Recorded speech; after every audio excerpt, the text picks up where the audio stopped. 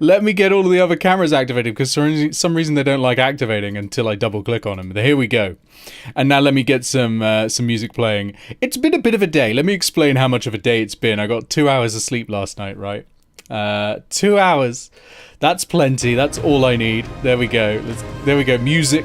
No, let's do adventure. Adventure's nice.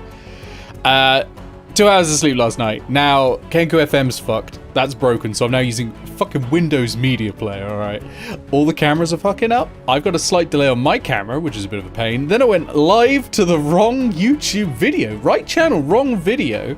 So that was interesting. But now I think we're all ready to go, which is great. Let me just try sending a message and just see if it goes into the right chat, because I have this vague feeling that it's going to go to the wrong one. So, let me just verify that. Closed captions are off as well, because it wasn't set to on in time. It looks like the message is coming through right, so that looks good. And I think we are ready to go. And I can have a little bit of a cry. So I'm going to unmute myself. We'll say hello to our lovely players who are all, for some reason it's a book club going on. So we'll go and join the book club, and we'll get a nice guide on what's happening. Yeah, let's do it. Let's do it. Okay, fingers crossed. It never works. Why does it never work? There we go. Hello, everyone. Happy birthday, Nick. Happy birthday, Nick. So you know how you asked me if I was going live on the right channel? You weren't, were you? I was, but to the wrong video. So we very briefly were live with Overgrown again. On YouTube, because the way YouTube streaming works is when you go live, you have to set which video you're going to. Each video has a unique stream key. It's not a case of you go live to your channel like on Twitch. So it still set it to the old one. I'd set it to YouTube, but I hadn't updated it to the new video, so it was like, well, we're starting Overgrown again. So that was a pain. I don't have an Overgrown character. It's alright, you roll 2d6 or 3d6, that'll get you a character. What are your three favorite animals? Nice. My favorite animals are beholders and kobolds. DM. Alright, okay. I rolled 3d6s and I got 2 every time. Nola's... Oh no, I didn't think I was muted. I was going to the wrong video entirely, but it's good to see you, Nolas. How you doing? Ooh, new creature idea. A beholder, but all of its eye stalks have kobolds at the end of it. the caholdest. The caboldest. The Cabolder. The cabolder. The cabolder. Of course. All right. Let's just nix that in the bud. Oh, terrible. So, who wants inspiration? I think Bree does. Yeah, go on. Bree, I've already got inspiration, yeah. All right, I'm going to need a recap from you, Keith. What happened last session? Okay, we drank fancy potion. Yep. We met a new friend. Yep. Who wants to also leave Cantlore. Yep. We went into the scary parallel dimension. We managed to remember to shout. Wrote down a word somewhere for Felicitas. it. Yep, Felicitas. And we purposely didn't touch something in a room, and then one of us fucking died. It does happen. And in the process of dying, murdered the god of death and forced himself to revive. Am I remembering that correctly? Blinded the god of death. Blinded the god of death. Didn't murder him. But yeah, you were very right there. You may have inspiration, of course. So mark that down. That does like mostly cover everything. Yeah. I'm sure I missed. Well, we also walked through a door that was very important. Yeah, that was important. We went through a door. But yeah, that's what happened. Honestly, a lot happened in that last session. And none of it was fucking prepped for. So hopefully this time we'll stay on book. You all have your scripts. You know what to read. But okay. Nick, why doesn't it stop 30 minutes from now? I'm sorry to say, but like my script got lost in the mail. That's all right. Eao's about to die anyway. It's okay. Okay. So let's set the scene. So you're all in the, as Pixel put it, living room. of Petra Cosmina. You're in her living room, and there's been a bit of a kerfuffle because despite refusing revivify, Ruzzad has now rejoined you amongst the living. On the other hand, Ruzzad's player has not joined you amongst the living, so Ruzzad's going to be very quiet at the moment and not say much about what happened. On the other hand, someone else is joining you in the land of the living finally, and it is Eao. Eao, just pops her head round the door, goes, "What's going on in here?" Hey everybody. Okay, I'm sorry I'm a bit late. I got a bunch of potions, and what happened? I'm gonna say, As I look in and see the chaos in front of me.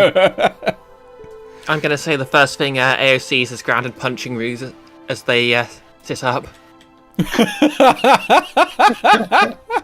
Okay, just clock. Hey guys, This. sorry I'm a couple minutes late. I went to go get some extra potions and... Yeah, I mean, time-wise, you are literally 15 minutes late. That's all that... 15 minutes has passed.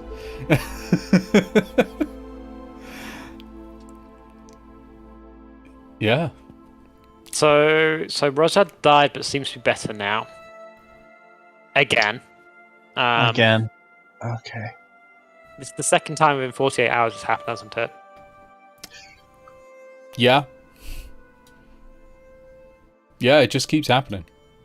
Yeah. We didn't think you were coming with us, so we went into the river run, and it all went wrong. The entire time, Gargoyle has just been slowly hiding himself behind his wings. Oh, and we have a new friend. Okay. Okay. I'm sorry. I'm sorry, but Gargoyle, this is Eao. Eao, this is Gargoyle. you didn't think I was. I'm 15 minutes late. Look, It's an entire quarter of an hour. Iris, it felt like 3 weeks. I'm sorry. Terrible. You've already got inspiration there. You're not getting it again.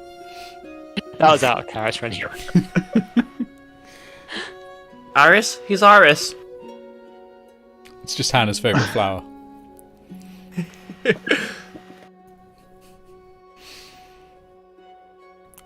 Petra. Okay. Did we at least? Oh no, go for it. Go for Did we at least learn anything useful from your deadly encounter? Yep, they're weak to having flash lights shone on them. Who's weak? Oh, the evil shadows we ran into. Except I don't think they were shadows, they were like... Well, ours were blue, but I think the one that killed Ruse was red. Or was it the other way round? Ones that killed Petra, Ruzzad. do you Yeah. Petra, do you have any idea what's going on here? She looks a bit flabbergasted at the moment. She's like, "Well, they went in. They came back before I finished putting breakfast on.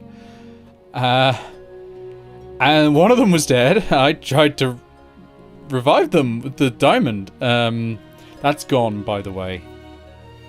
Of course. And they didn't come back. And then they came back like 5 minutes later on their own.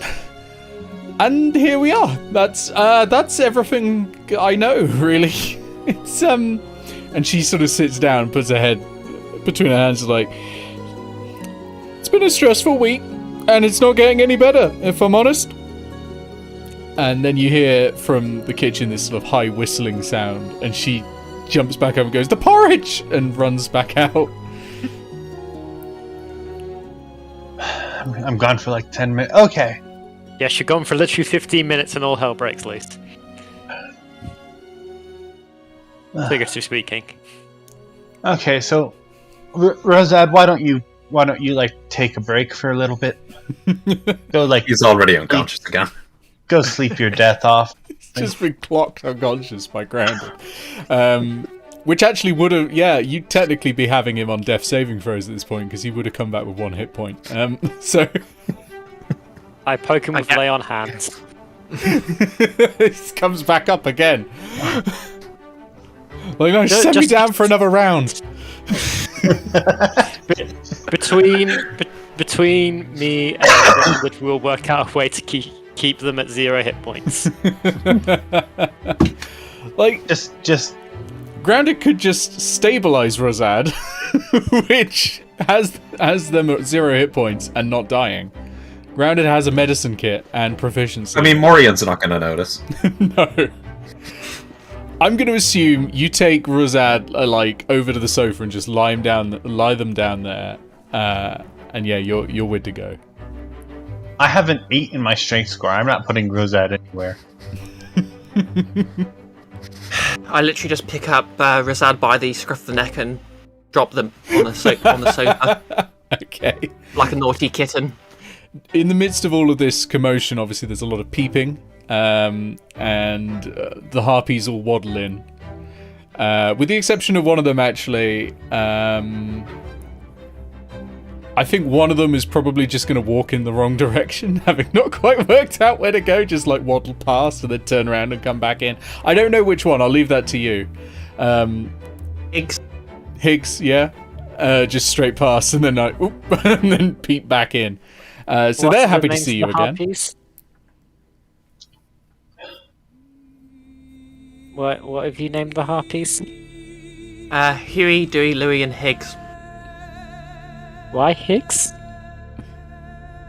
It's a Metroid reference. Okay. To the greatest Metroid game. So I'm almost scared to ask this, but are we?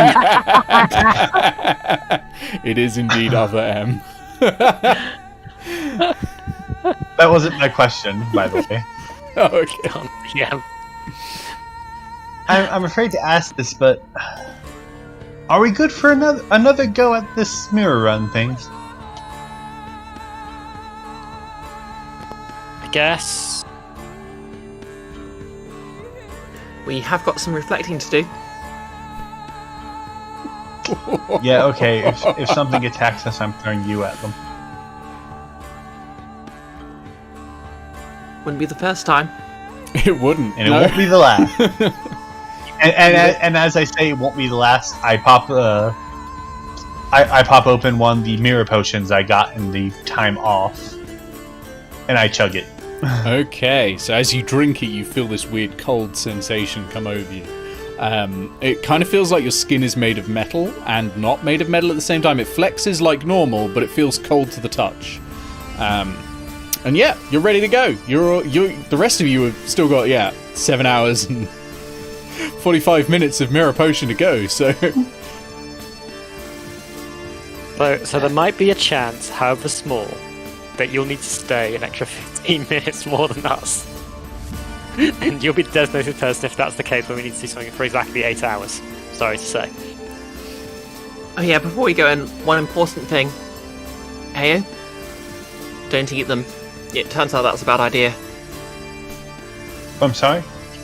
The balls that let you go out, don't eat them. You shouldn't eat them. Oh, and first thing you Why need would- to do... I learned this from a friend. Why would I? I wouldn't know Great why anyone would question. do it.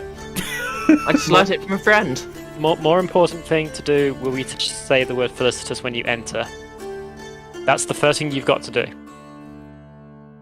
Aside from that, we'll explain everything as we go. Okay, then after all of you, then. We should probably figure out a lighting situation for Hannah before we go in. I've got an idea. And Hi. I'm just going to pull out my alchemy set and start trying to make a flare in case we run into the shadows again. okay, roll me intelligence, alchemy tools proficiency. Thanks. For And joining while us. Grounded is doing this and being awesome and clever, Eo's lighting a torch. That makes sense. Yeah.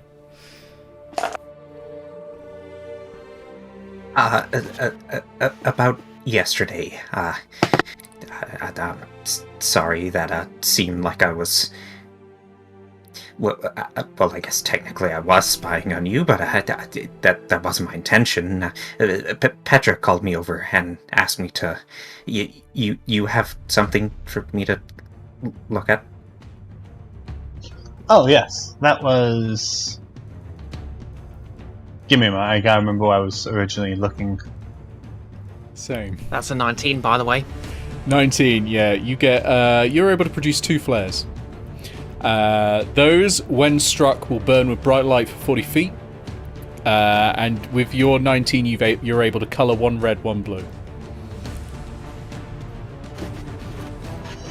Yes, and I hand. I'm sorry. What was your character's name again? Gargoyle.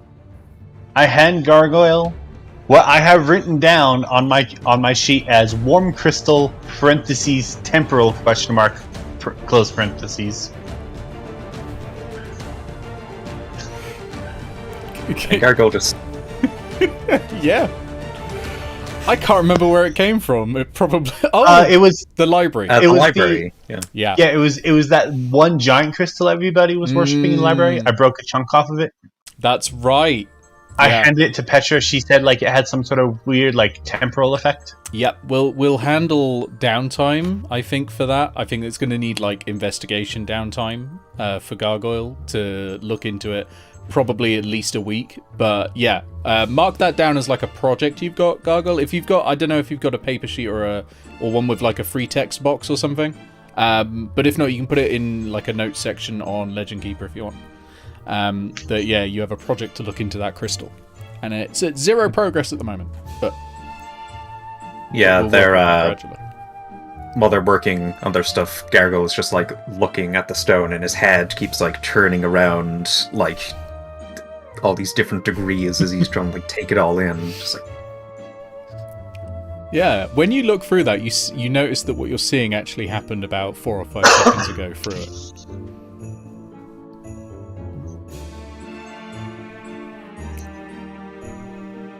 All right. Are you all going through? Yeah, I guess it's mirror run time. Round 2. Okay, so for everyone who's already been through before, you jump through and it's a flash of black and like that oily sort of purple and green goes over you and you arrive. Let's just... For Eao, however, what you see is the world turns inside out and for a second your vision is clouded in wide... No, you jump through as well as quickly as possible. I'm not reading it again.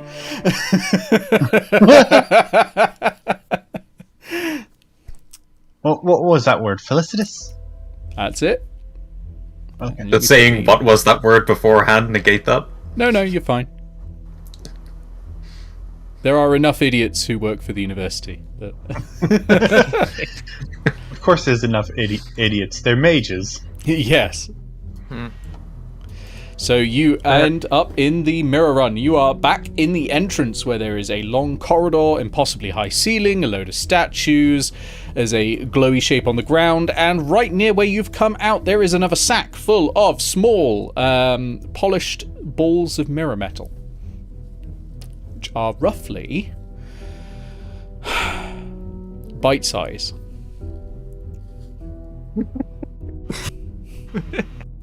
Apparently.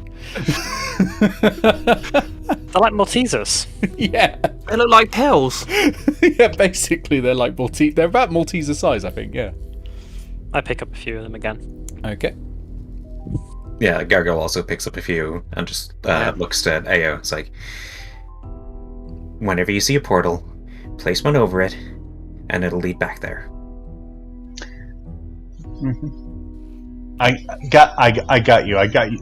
I fully understand. Eao is taking a hatful, just like dipping her hat into there and taking a bunch of them. Is it the hat of holding? Yes. You see, you got all of them then. No, it's just like a quick scoop. Oh, a quick scoop, not like just put it there, turn it upside down, and just take all of them. Okay, yeah, you've probably got. In fact, let me roll. Let me roll Between a those and the D100. pearls, next time Eao tips her hat, it's going to be really awkward. You end up with 100. Eao does not actually wear the hat of holding. I do want to bring up that is a 15-pound hat. Yeah, like the neck said you wasn't a exercise. Yeah, so do you charge any of them on the glyph on the floor in front of you? As you previously noticed, when you put one over it, it started glowing a very faint, I believe it was red. Yes. Did the ones that we previously placed but used to get back, get consumed? They're not consumed, but the colour is gone from them again. Well, then I'll, put it over the portal again. Yep, just charge them up. Grounded I guess charges I'll do 2 the of same them. thing. Yep, okay, so you've all got one that will take you back to the entrance. Okay. What's the plan? Okay, so what direction did you all go to do that horrible death thing? Well, there's only really one direction to go so far.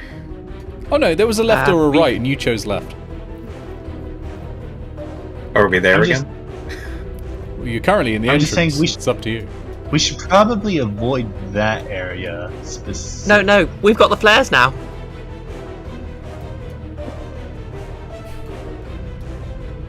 I feel like you haven't adequately explained to Eao in any way how that's going to help, but I love your enthusiasm. Right, so the ones that attacked Hannah and I, they were blue, and red light hurt them because I got my alchemy cess out, made a flash, poof, right, and then I got my sword out, lit it, and hit them, and it hurt them. And I think I got a little sort of flash when Ruse died, and I think the one that was attacking them and Gargoyle were blue. Is that right? I mean red. Is that right? Yeah, which means I suspect that they should be vulnerable to blue light. Yep. So if you just, light this flare, shine out at them, it'll be like, if, like how shadows are hurt by sunlight, it'll be like that. Easy. Shadows are hurt by sunlight. Shadows are created by sunlight. You know what sort of shadow I mean? The dead sort. It is possible takes that the Eao blue- has never blue encountered a shadow. It's quite possible. First would be misdirection. We're also going to Yeah. start walking down the corridor, I think, at this point as well, while Yeah. we're explaining things. Yep, And you when all- we get to the you all round, head off. when we get to the round, we'll just say, "Don't touch anything." Yep, okay. So you start heading down the corridor, you get to the big open room that is once again filled with... I said that these look like hummingbirds. Actually, in my notes, they are small rats scuttling about. Small clockwork rats. They have little keys for noses. They twitch around. And and the walls are covered in lockboxes. And there's this central black sphere in the middle that gives off an unusual... Well, it doesn't give off anything, actually. It's like it's not even there at all. There's a door to the north, or there's the opening to the west, which you've been through before.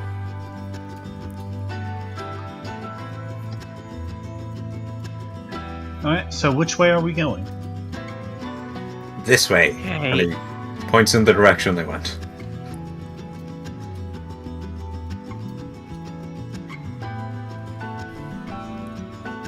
Grounded rushes straight ahead. Straight ahead. Like through the blue door. She just sort of stands outside the 2 coloured doors and looks very enthusiastic because she's obviously made a thing. Oh, I thought you Animals. meant straight ahead into the black orb in the centre of the room. Because I was going to say, have any of you heard of Tomb of Annihilation? Because you're going to need to create a new character sheet if you run straight through that thing. By the way, for the sake of Iris, not Eao, the red and blue door on the map are not correctly red and or blue. Yeah, no, sorry. The red one is... the red door is on... The red door is the blue door, the blue door is the red door. Yeah, red's on the Gotcha. left, blue's on the right, yeah. The reason I've coloured it that way is that wall that is blue doesn't appear for red players, and the one that is red doesn't appear for blue players. But it's an extremely confusing way to do it. But yeah, that is the way. So I assume, Yeah, I granted, assume you're not those running were the through doors. the Sphere of Annihilation in the centre. No, she's lost 3 points of intelligence, but she's not that dumb yet. You still have time to change your answer. It would probably be wisdom stopping you going in there, to be fair. That's true. Intelligence might identify what it is, but wisdom would give you the idea that with the sign that you already know that says curiosity is valuable but restraint is invaluable in the room, because Ruzzad had already translated it. I'm actually kind of curious. Would Grounded know what it is? No.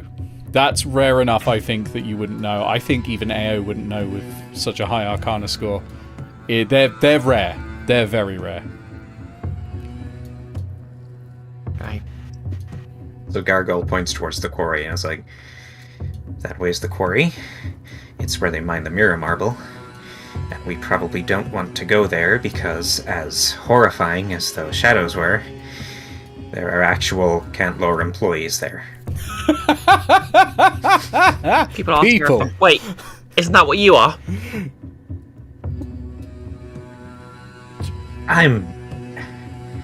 Look, whatever they told you about artificers at Cantlore, it's not like being a researcher. It's not even like being a student. There's no respect. There isn't a workroom. We just go about the place. If they need to get coffee, they'll choose an artificer before anyone else. A few days ago, I had to fix up a cage, and they didn't tell me what they were going to put in the cage, and then a froghemoth got out of the cage, and then it was on my neck because of it. Sorry, Oh yeah, I knocked that out. Yeah. And obviously, is that a gigantic frog, by any chance? that's a similar enough description, sure. Totally is. The point is, my scaled-up stealth tech wasn't going to be able to stabilize it, but they didn't tell me that they were putting it in there, so naturally, it broke, and then it was my fault.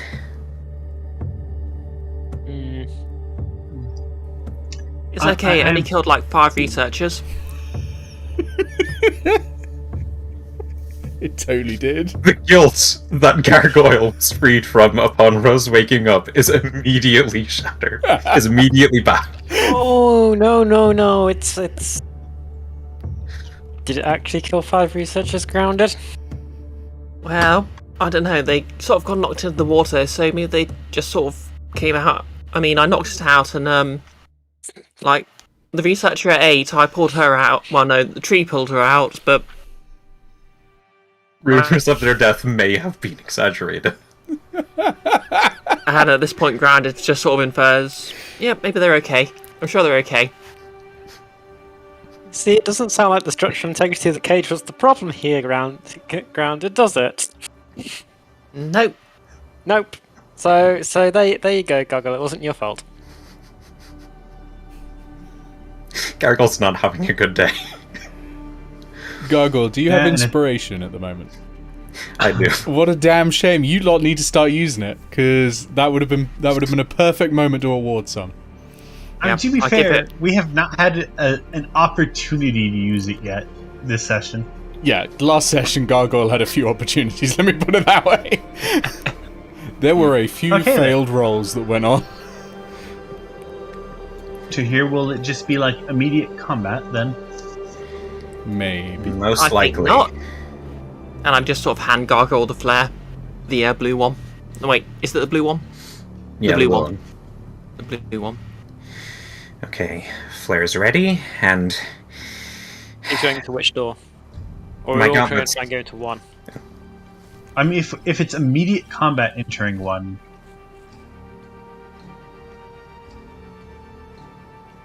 then should we not all go through that one?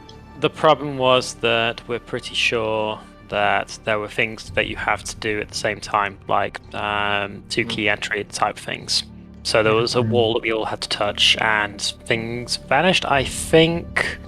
more so a floor appeared in the red room, or That the was the one. same room, but a Sorry. red floor. Yeah. Do we have any ways to sort of talk to each other while we're in the different rooms, or...? We tried and we've had, like, interference, yes? Question mark for the GM there? Don't think sending would be a problem. You're still in the same plane and all that. I thought we maybe decided that a different can have- plan at the time. In that case, I'll be consistent with that. It won't fucking work. Yeah. Whoops. I'm pretty sure we tried doing something like that last session, but that's just me as a player memory there. I'm just doubling down on the quantum nature of this trap by changing the rules halfway through as well. The major problem we were having was that we split up 2 and 2.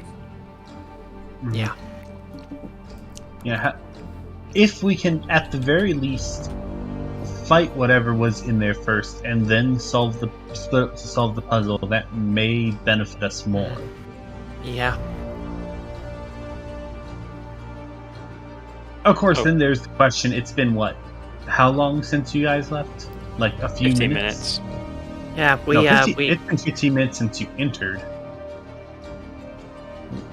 So, like, it's probably been less time than that since you left. Perhaps part of the puzzle is still partially solved. We can hope. Yeah, we touched a thing and then, I don't know, then everything Let's- appeared. Let's go That must test have this been- out then.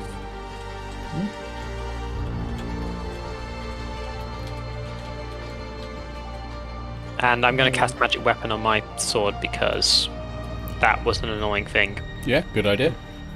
And that burns my last second level slot. Gargoyle is just going to look at his gauntlets again, just like, had to get the armor on so fast that they weren't configured properly the first time, but So That let's should just be good. assume. Let me just assume that I'm concentrating on this spell for the next hour. Okay. Remind me to roll concentration checks when appropriate.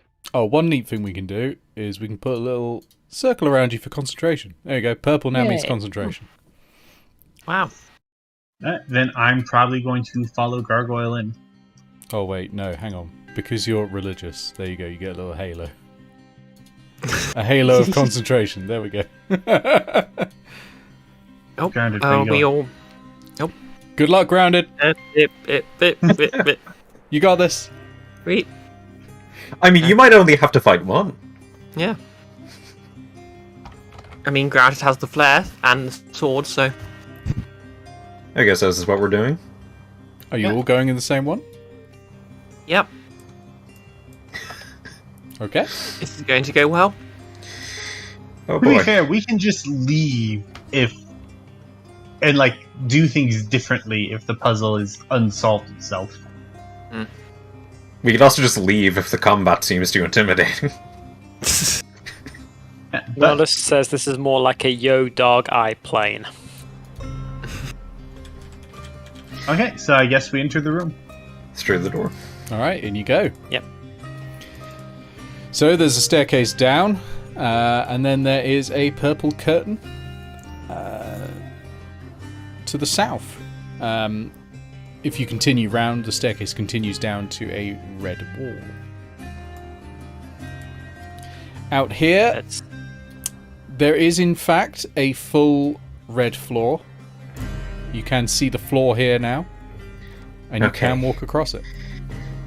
Floor hasn't disappeared. And on the same subject, there are perhaps it'd be nice to see them before we walk in. Ah, there we go. Grounded makes the face at them. there are two chromatic shadows. Oh, thank goodness, it's just the two. Well, you all went through the same door.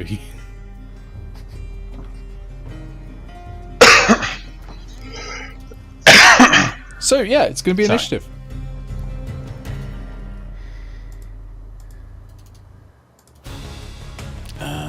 Let me roll for my chromatic Oh. shadows. That's 6.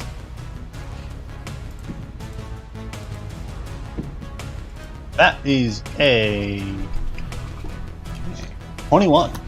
Okay, who got What's higher new? than... Alright, okay, well, we'll start, I assume, with Grounded. Then it's going to be Eao. Hannah, what was yours? My character has got a 13 for initiative. 13. Okay, so it's going to be Shadow 1. Then it is going to be Hannah. Then it is Shadow 2. And then it is going to be Gargoyle. All right, top of the round. Grounded. Since you're all moving before me, if any of you want to just wrench the flare from my hands, feel free. Okay. Grounded just sort of is just so enthusiastic. She just grabs the flare and immediately activates it. Okay, you activate it, and it splutters to life. And it is which flare have you activated? The blue one. Good. Just thought I'd double check because there was a lot of discussion about who had what flare as you were going in there. Yeah, splutters to life, emits blue light, and that is going to do a fair bit of damage. I'm going to say roll me 10d4, please. Okay. Which is usually what you assign to an existential threat like falling in lava or poison. Okay, this might take me a while because I've only got 2 D4s. If they're the same ones as before, one of them is definitely dead by now. Yeah, it should probably. Hang on. Wrong D&D game. There we go. Chronic Shadow. Yeah, one of them. The other one of them is going to die. The other one is not necessarily, actually. Only had... I'll note down how much damage it had taken, but had only taken 11 damage. But the other one's definitely dead, because it only had like 8 hit points left, so 10d4 is a minimum of 10.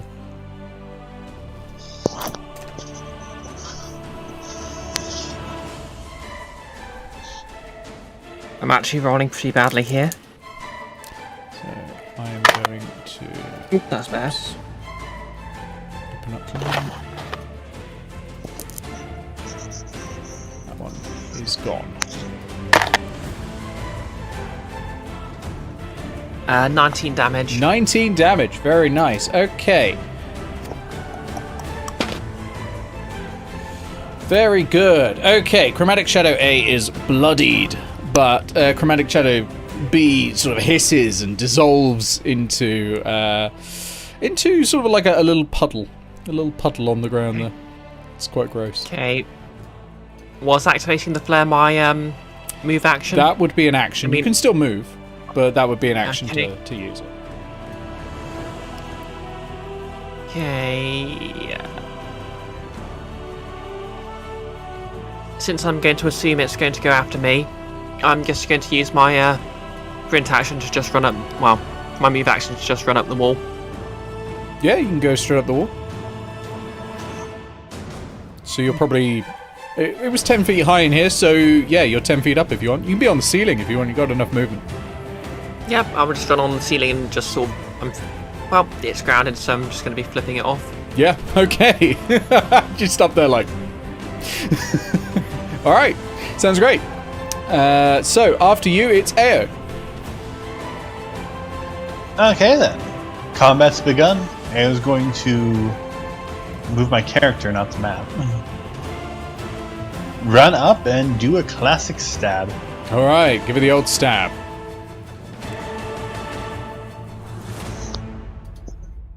That is a...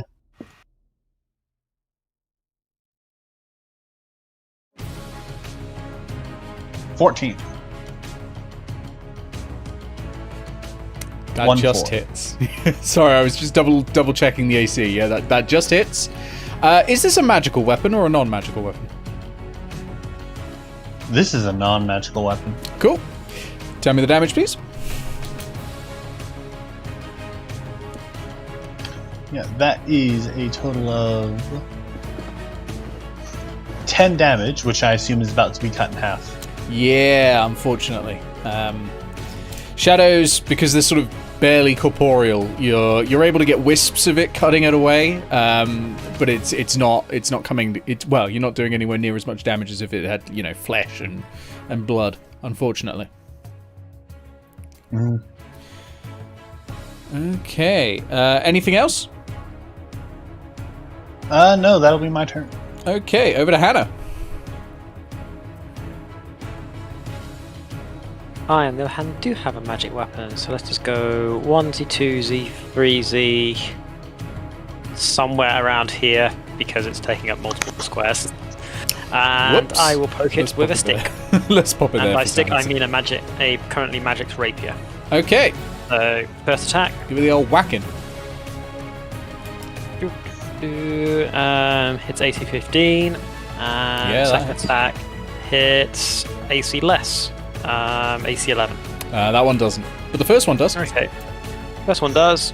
And I did have my D8 somewhere. There it is. That'll be 9 points of piercing magic.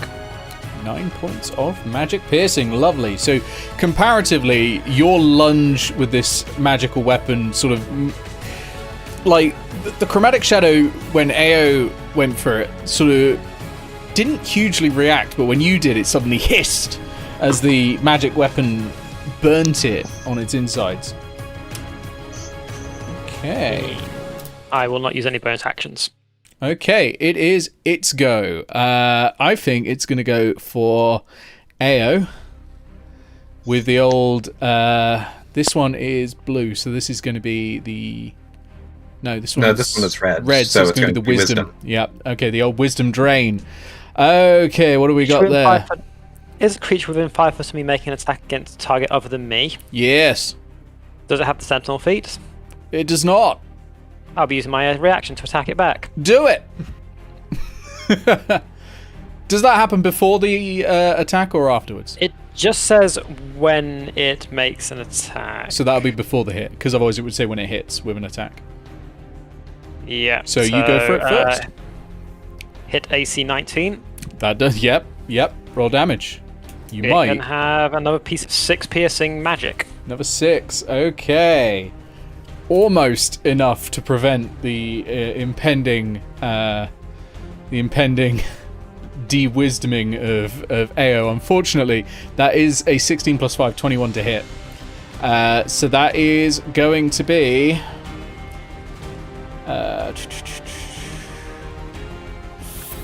okay.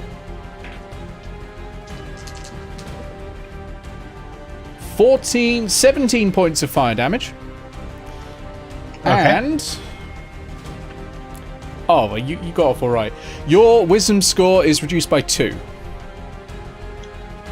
I mean, that's literally just spending an afternoon with Grounded. That could have been as high as 5. That's what killed Ruzzad, was getting 2 5s to reduce the wisdom score. So, yeah, wisdom score is reduced by 2. Gotcha. And that's its go, really. I think it's pretty happy with that. Over to Gargoyle. Gargoyle is going to just run up Yep.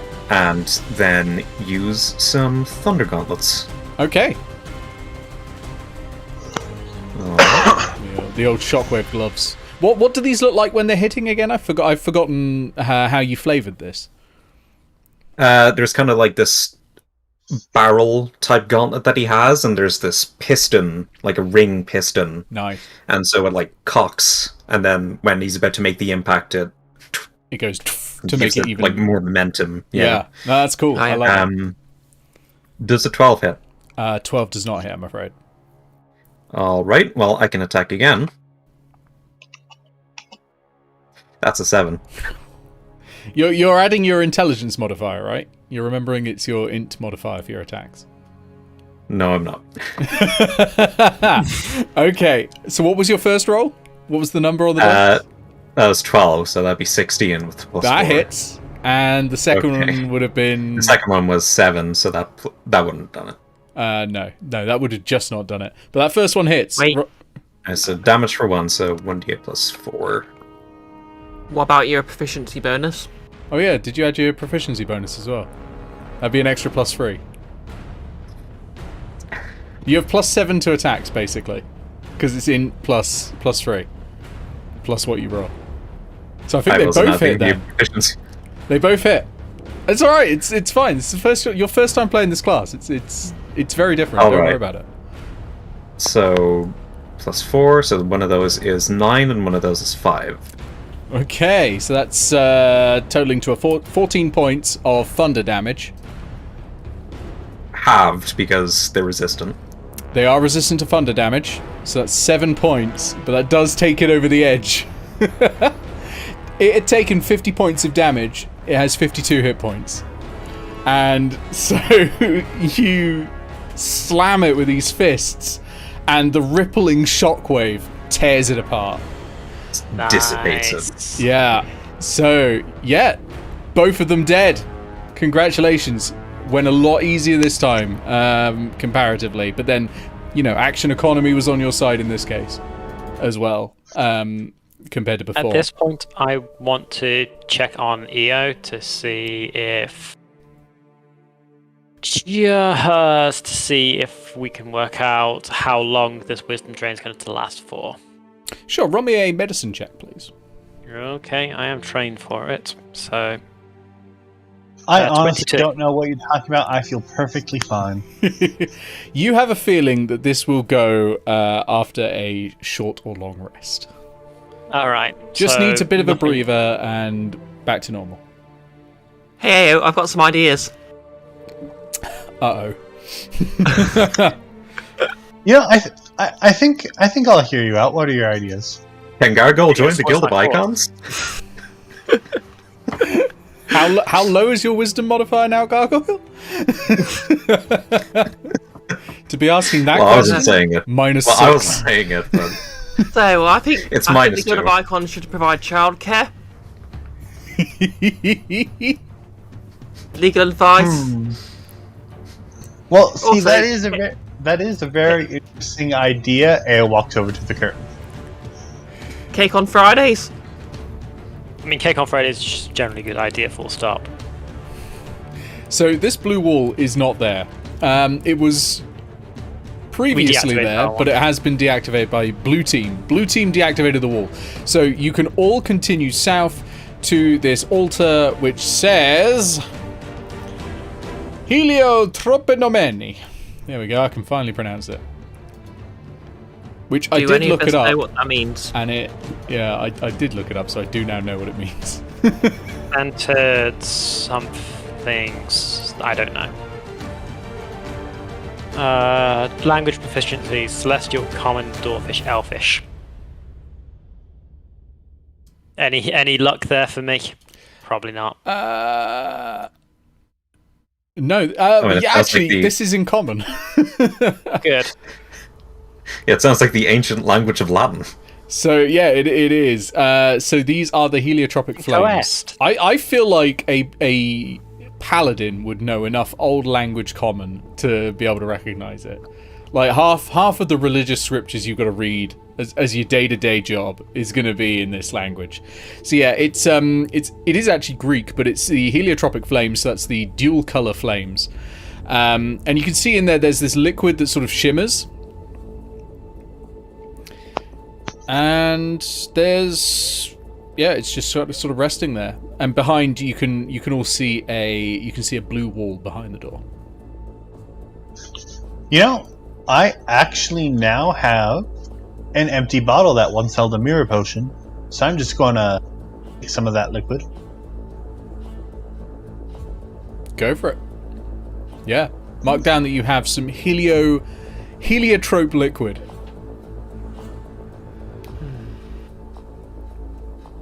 It'd be interesting if So it ever do we- comes up. Which it Do we might. need to do something in the other room? I guess we need Is to there go- still the red gem floating in this room? That disappeared when it was touched by blue team.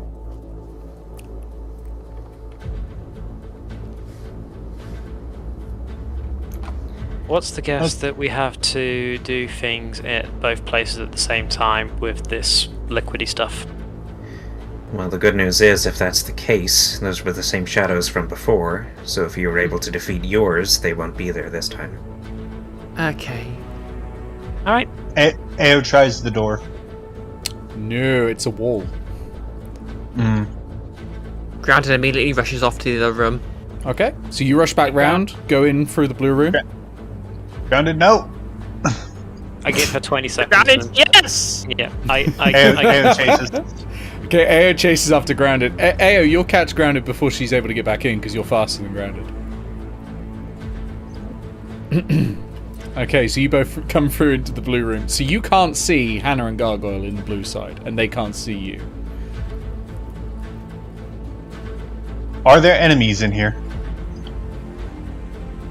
No enemies. That was indeed cleared out before. Grounded sadly puts her flare away. And that red floor isn't there, it's just a plain normal floor. And that blue wall isn't there either, that's already been dealt with and dissipated. Is the liquid still in the altar? Yep. On this, Still does in it the look altar. exactly the same? It does. It's a pearlescent white that sort of shimmers with both red and blue. Okay. Actually, no. What you're seeing, it shimmers. It would shimmer slightly blue, and what they're seeing is it shimmers slightly red.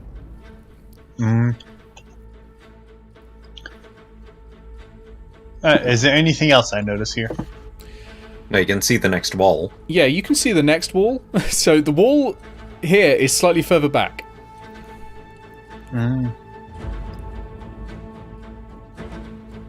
So I'm going to put my hand up against the blue wall.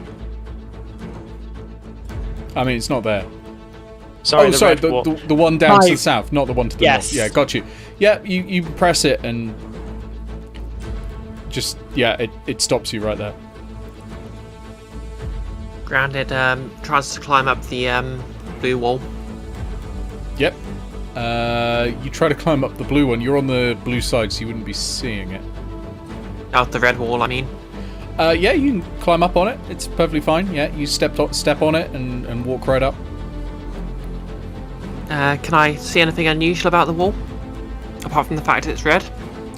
It seems slightly further away from the altar than the wall was when you were in the other room, but otherwise nothing particularly unusual. Hey. Can I just try putting my hand in the liquid and just sort of flicking a bit of the liquid on it? Sure. The moment you stick your hand in the liquid, Hannah, Gargoyle, you can suddenly see grounded. Hi. I see them. Yep, you can see them. You can still see Eao.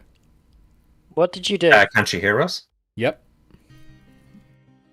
I put my hand in the liquid. Should I have not done that? Grounded That just sounds like a said good that, idea. and you have no idea why she just said that. She's like not even looking at you. She's looking to her right instead. To be fair, if anyone was going to talk to seemingly nobody, it would be Grounded. True. It's probably just one of the ghosts. Yeah, it's a good point. I'm going to put my hand in the liquid and sort of splash it in the general direction of where Gargoyle is. Okay, moment you touch the liquid, you see Eao. Eao, you now see Hannah. Yeah, I'm also going to flick a drop or two at Eao as well. Yep, okay, so Eao, Uncanny Gargoyle... dodge. You uncanny dodge. Okay, so you're still stuck here. Gargoyle, you don't uncanny dodge. You're only going Okay. to hit me with half the water. So you get... I see this, so I flick it for air as well. You don't see the walls, Hannah. Grounded, you don't see the walls. Gargoyle, you don't see the walls. Eao, you still see the walls. I'll touch the liquid. I want to traumatize Eao by walking through walls. I'll touch it too. It just...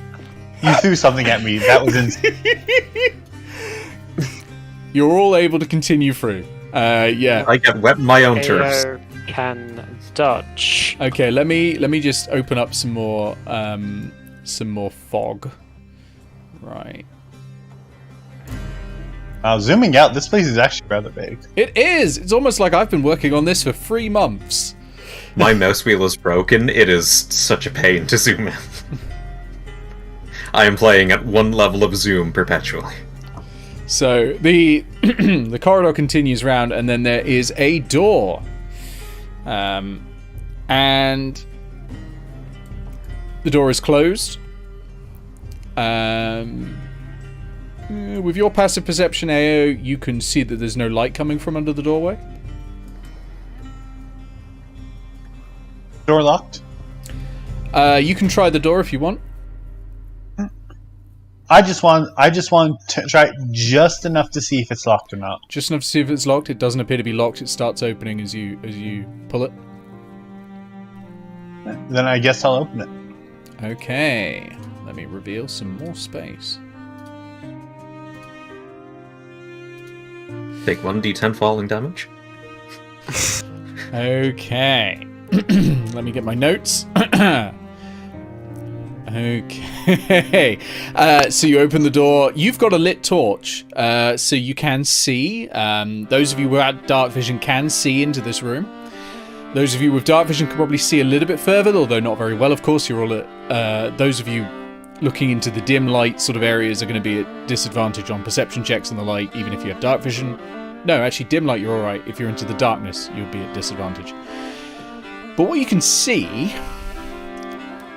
is hunched over the half-rotten corpse of what appears to be an unfortunate student is this twisted figure wearing scraps of old cloth.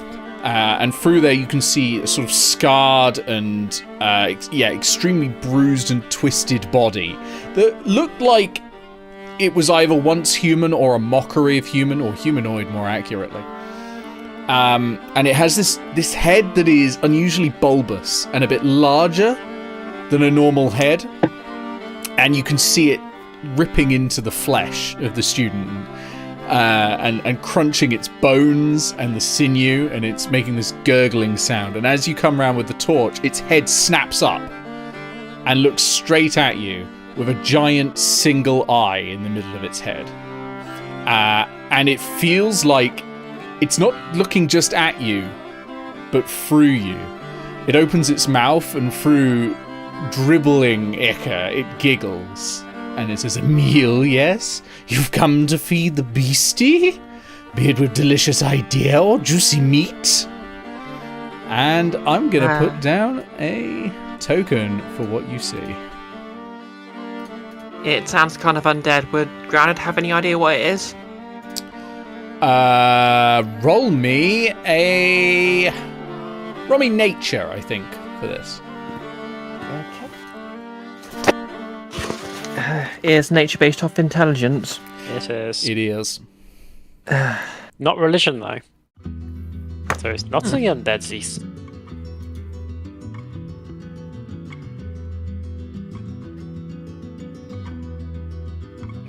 Oh, yeah. And while you're Just, doing that, can I get from everyone else a insight check, please? Wisdom insight. That's a 19 I rolled. 19-year-old. This is not undead.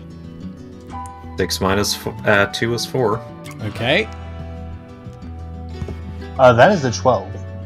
17. Okay. Am I rolling insight as well, or? Yes, please. Okay. It's just that you said everyone else, so. Oh, sorry, no, it was busy just while you were rolling something else. I was getting them to start rolling.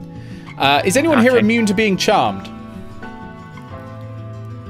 Ooh. Oof. Hmm. Gargoyle is scared of many things. Is he scared of commitment? No, I am not immune to being charmed. Okay. Grounded's ace for the record. Oh, sorry, what was that, Grounded? Grounded's ace for the record. It's not that kind of charm. You've not stumbled in on a succubus. I'm afraid. Yeah, so none of you are immune to being charmed. I mean, maybe. Is this a charm coming from a fey creature? It is not, I'm afraid. Then no, I'm not. Okay, so, because, elves are immune to being charmed or have advantage and stuff like that. So, okay, everyone, with the exception of Hannah, fails the check. So something very interesting happens to the rest of you.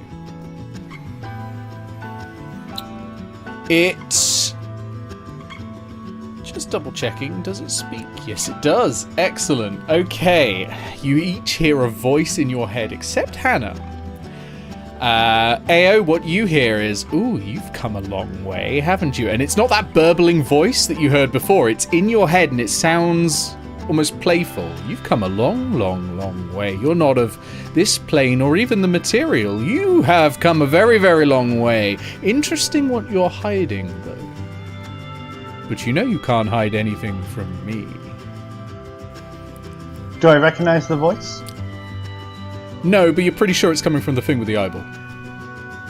Okay, I just wanted to know if it was a voice I'd recognize or not. No, it's not a voice you'd recognize. It's its own voice as it thinks its voice sounds, basically. Okay, just because I'm not quite familiar on the rules of charm, am I allowed to attack something if I'm charmed by it? You're not actually charmed by it. It's just that you have immunity from this particular check if you're immune to charmed. Oh, okay. Cool. The moment it mentions hiding something, I throw a knife at it. Okay, hold on a sec, because it's doing two other things simultaneously. I know. So we'll resolve those, but that's fine. That's good and fine.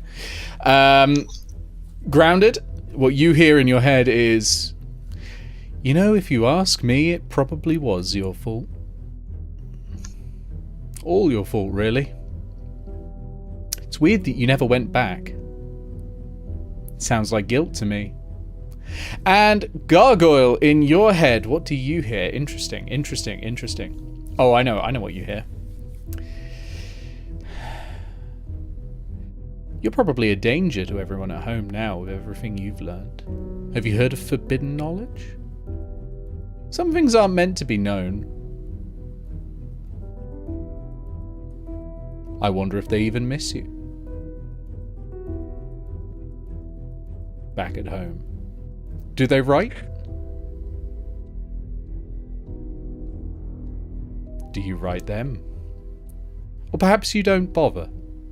Perhaps you're afraid of what the answer might be if you send them a letter and get nothing in return. They say absence makes the heart grow fonder, but really it probably just grows forgetful. Okay, and it's smiling now with this massive, almost like a Cheshire cat grin. It's huge. It's larger than it should be on its face. But yeah, roll initiative, because Eao is just boom, with a knife. And we will count that as a surprise, by the way, of course, but we'll do initiative right now, so we've got that all sorted. 13. 19. Natural 1 for the creature. Okay, so... Ooh, Grounded's gone. We'll wait for Grounded to get back. Maybe it was your fault. This is one of my favorite D&D monsters. It's such a fantastic creature. They're so evil. So I'm on the back foot with only a 6. But I imagine I still beat it. Yeah, it rolled a natural 1. It's having a bad day. Okay, so sorry, who was above 15? Grounded and Eao. Eao, what did you get? 19. 19, and what did you get, Grounded? 18. 18, so it is going to be Eao first, then Grounded. Just the two rogues at the top of the list again, as usual, but that's unsurprising. Gargoyle, what did you get? 13. 13, so then it's going to be Gargoyle. I need to stop writing Grounded's name is just GR, because I'm doing GR for Gargoyle as well and just getting myself confused. Eao, Grounded, Gargoyle, then it is going to be Hannah. And then the Nothic. Right. This is all fun, isn't it? Wait. Is a Nothic just a prep? Not Gothic. God damn it. It's like the Nilbog version of a goth. Okay. That's why I'm smiling. Eao, you're up first. Yeah, throw that weapon. Surprise round with surprise dagger. Yep. I mean, fun fact about 5e, there's no such thing as a surprise round. It's more granular than that, but it's effectively a surprise round because it's acting last. So, yeah. It's just a regular round, but anyone who's not participating is surprised as their action. Yeah. That is a 16 to hit.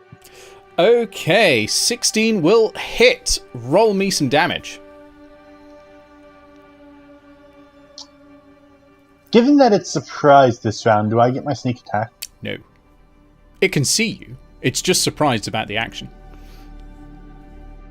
I believe the assassin gets gets sneak attack on surprise, but only the assassin.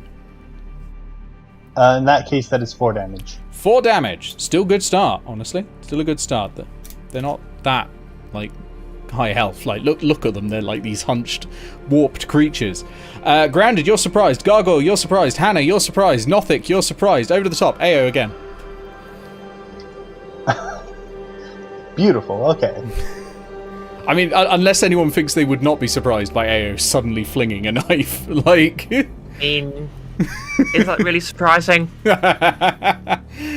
I feel like if Grounded wouldn't be surprised by it, the Nothic who is in Eo's head wouldn't be surprised by it either. So I think you'd have similar levels of surprise as the Nothic for this.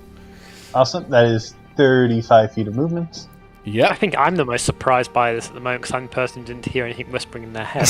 Yeah, just suddenly, just thump, and here we go. Cowabunga it is. Okay, yeah, so I'm going to do that, and then I'm going to stab it. Stabby stab. Nice. That is another 16. That hits again. I need to stop rolling 9s.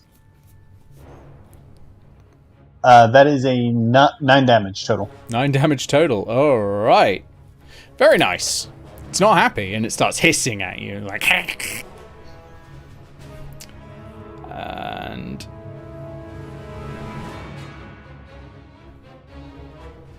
Grounded, in your head, you hear... maybe that bird brain isn't worth your respect. And it's your go. Okay, Grounded's... For once in her life, she's actually not smiling. And she looks very shaken. And she's just going to slowly walk... 10, 15, 20, 30...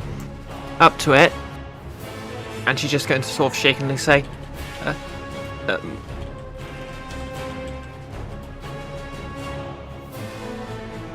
And, yeah, absolutely lost for words. Okay. Well, you're on the opposite side of it, so you do get advantage. Plus, you'd get sneak attack anyway, because Eo's there. Yep. Anyway, she's going to slightly... She's just going to stand there for a second, shaking, and then pull out her schemata, light it up, and take a swing. Is it an action to ignite it? I forgot. Or is it a bonus action? Bonus action. Go for it then. Lovely. So you're like it's like a lightsaber, like Yeah. You're ready to go. So, yeah. Do I get advantage for this? Or? You do. There's flanking involved. Yep. Because you're diametric opposites of each other.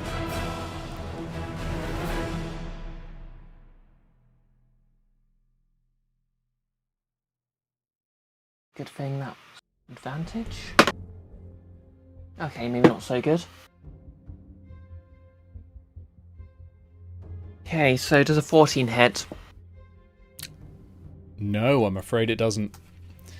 Just doesn't. I'll tell you now, the AC's 15. So, yeah, unfortunately, it's kind of... It's fast. It's not wearing much armor, but it is fast. And it sees you swing, and it just dives out of the way. Very, very quickly. Well, not dives, sort of dogs? It just starts dogging. No, it ducks, dodges, and weaves, and gets into a Ford Cortina in a forest. And no, anyway, you've used your bonus action. You've done your movement. Yeah, okay. Over to Gargoyle. Gargoyle is going to move over here. Okay. Look at the creature and just like aim a gauntlet at it, and the gauntlet shoots this little pellet that gets absorbed. It's going to attempt to use enlarge reduce. Okay. And reduce its size. Yeah. I hope you don't attempt to enlarge it. Like, yeah. So you're casting enlarge reduce using a little pellet launched out of your gauntlet. That's Constitution. Constitution, all right. Check against 15. I'm afraid it's rolled a 21. Does anything happen on a fail? No, nothing happens on a fail. It's unfortunate. It's a great spell when it hits, but it's you've got to just hope they haven't got a very good constitution. No, I've just given it ammo to be a dick in my brain. In fact, actually, yes. In response, you hear the fey creature among us probably isn't being 100% honest with you. Why pledge your life to something so duplicitous as the fey? And yeah, we go to Hannah. Right, so suddenly I'm sure I've got enough insight to detect the fact that everyone seems to be very, very distracted by something. I mean, you can see the creature. I can see the creature. I saw it say something, and then suddenly everyone got very, very serious and went straight into combat mode. Yeah. It might be some kind of enchantment. Maybe they're being cursed to kill it. This poor, defenseless creature. Let's not go that far, shall we? It's not attacked them once. I have a positive wisdom score, but because I have a positive wisdom score, first I want to get some quick description of the grey stuff that everyone seems to be standing in that's surrounding the... Oh, that's a little pit. That actually it goes down pit. one floor. Okay, so it's about these 5 support foot columns, yeah? Yeah, those are support columns, the black circles. Okay. And I want to try and work out what the hell's going on. So first I'm just going to move 1, 2, 3, 4... Oh, fine. Jump down the pit here, and work out what this thing is actually trying to do. Sure. How would I do that, though? You could roll insight. I would say is probably a good one. Well, I'm inspirationing that. Oh shit! Inspiration exists. That's substantially better score of 19. 19. Yeah. As opposed to 4. You think that this is a telepath. It spoke to them in their minds, and it said something that's angered them all. I mean, they could all tell you why they're attacking. You could just ask them. Mm-hmm. But I imagine that if it's telepathic and it's provoking them to attack, it's trying to get something out of them other than murdered. Can I work out what that is? That's true. Probably not without asking them what it was saying to them. I won't try. If I've still got my attack left, though, if my action left, I'm going to attack it. Yeah, I'll say because go for everyone it. Else seems to do it. Yeah, go for it. First attack is going to hit AC 18. Second attack is going to hit AC substantially less, AC 13. Okay, first attack hits, second one doesn't. Okay. Ooh, max. Nice. 12 piercing magic. Okay. Lovely. Very good. It is now bloodied. And it's literally blood you can see seeping out of it. It's black and slightly purplish. Doesn't seem natural. Whatever you're doing, stop. I say to it. Sadly, unless you're casting command, it's its go, and it's going to give it a go. It's going to have a go. It whispers to you, though, and it says it out loud, not in your head, because it can't get in your head. Mm-hmm. These three are hiding things from you. Maybe I should tell you what they are. And it is going to then look deep into your eyes, actually, Hannah, while it's whispering this. And I need you to make me a Constitution saving throw, please. Oh, good. I get +3 to that because I'm a paladin and I'm at least level 3. As it fixes you with this rotting gaze. Constitution saving throw, you say? Constitution saving throw. If my attack worked by looking into somebody's eyes, I'd probably choose the outline.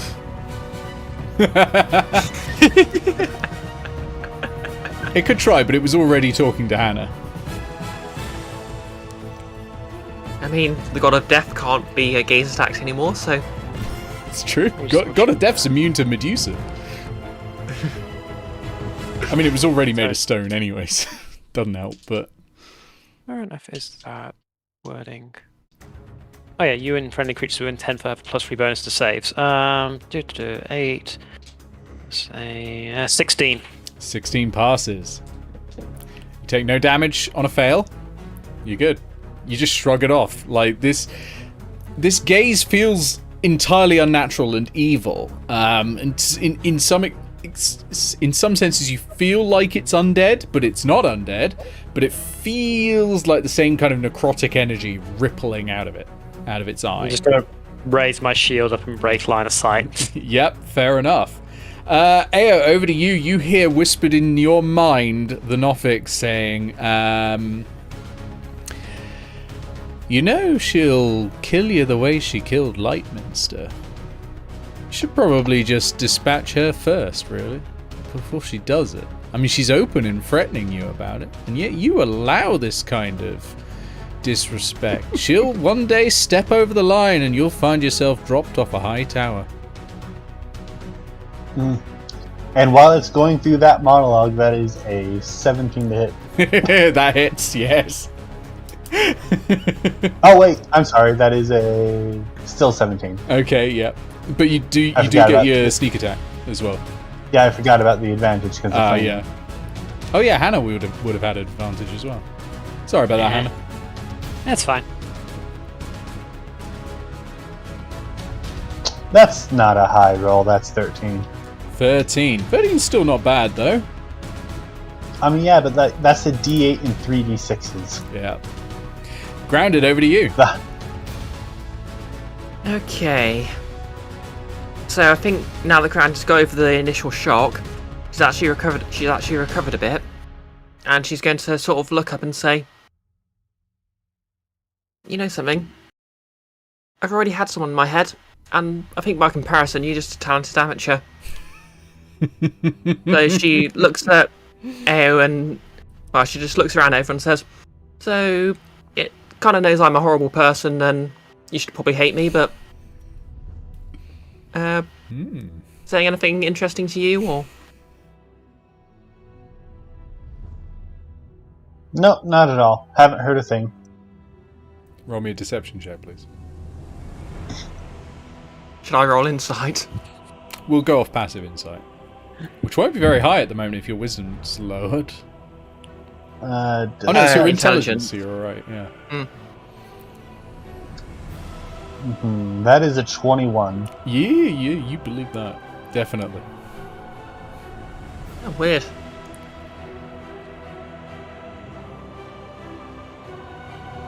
Maybe it's only in your head, Grounded. Maybe you're hearing things. Wow. I mean, at this rate, she is going to drop Eao off the tower. Yeah. I live for it. Can't believe you're gaslighting your employee. Isn't the first time I've done it? That's not a defense. Oh yeah, and I'll do it again. Nero still doesn't know what baboonness is. Yeah. Does anyone else answer Grounded, or? Look, whatever it's saying doesn't matter.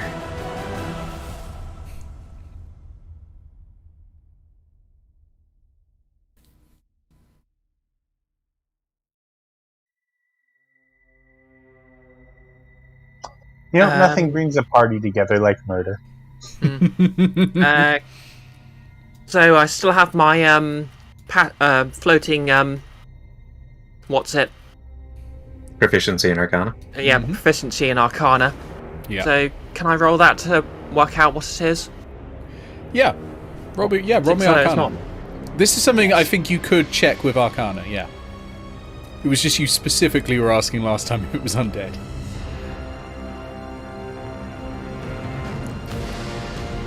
Yeah, Arcana goes off.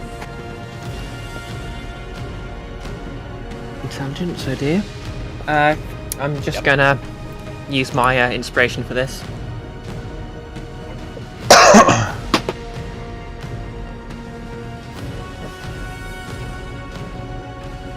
Huh? Do I get anything for a 6? Nope. Seems to be a creature of some sort.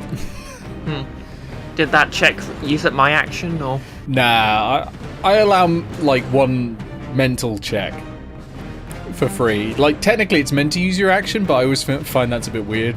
Like it doesn't take 6 seconds to think. Except for ground, In that maybe. case. At the moment. Just like... Okay. In that case, I'm going to do what Grounded knows best. I'm just going to tackle it over. Alright, grapple. Lovely. It's going to try and resist with acrobatics. Yeah. Woo! Okay, you got to beat a 20. Hey, this is athletics, isn't it? Yeah, with your athletics.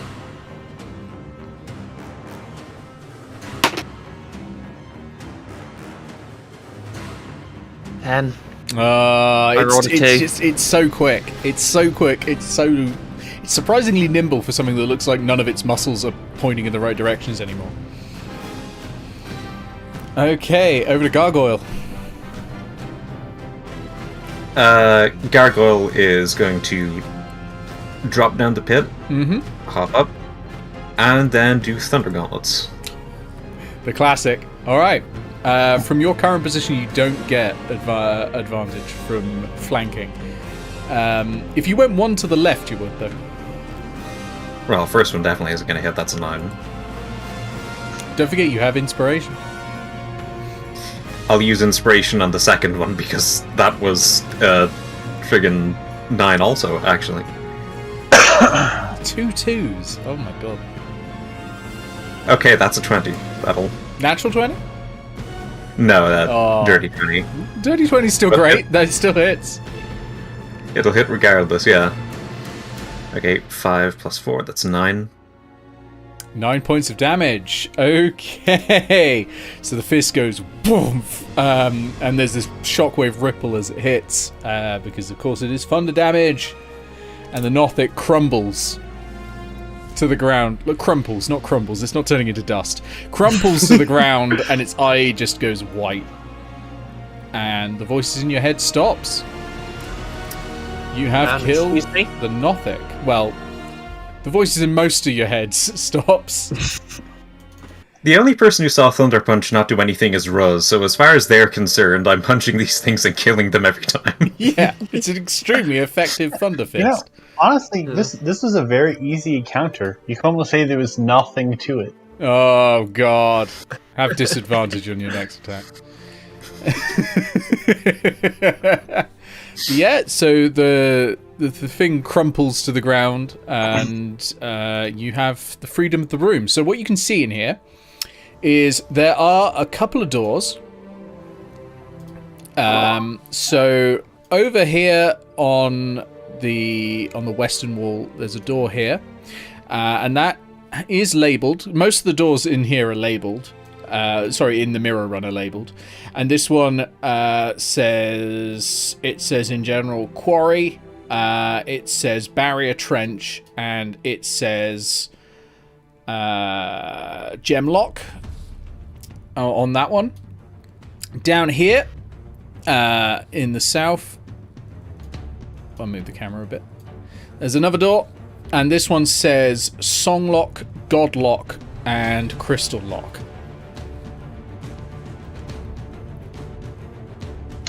Is it the gem or the crystal one that I know about? You know about the crystal lock. Okay, because like gem and crystal are very similar in concept. Very different in That's what I rule, was asking. but yes. First things first, I want to crouch down like next to the Nothic corpse. Mm-hmm. If I touch its thigh, is there like any sort of like residual magic feel from it? Interesting. I'm asking because like you've already established in this world that magical things have like a specific feel to them. Yeah. So, a Nothic. There is an energy to it. It feels aberrant. Not just in the sense that this would count as an aberration for creature type, but it feels wrong. Like, the last time you felt this was when you patted Morgan on the head. It feels eldritch. There's something just not right about it at all. Yeah, you get the feeling this may once have been a human.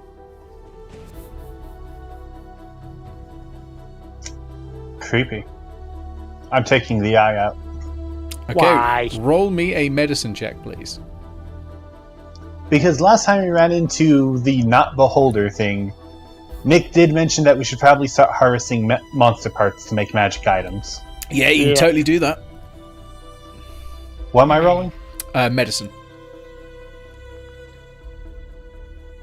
Can I while she's doing this? Can I search the corpse of the that it was eating? Yeah, totally. Let me just let you know what you find. That's a 10. With a 10, you scratch it up pretty bad as you're trying to extract it. You have the... It would suffice to say you wouldn't be able to use it as an eye, so any form of scrying with it, that's out the window. Any kind of ocular, like, magic, gone. You might be able to use it in a potion, maybe, like the material it's made of still, but the actual structure has been pretty badly damaged.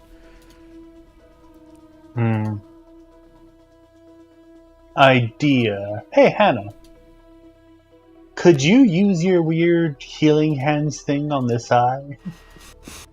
Weird healing hands thing.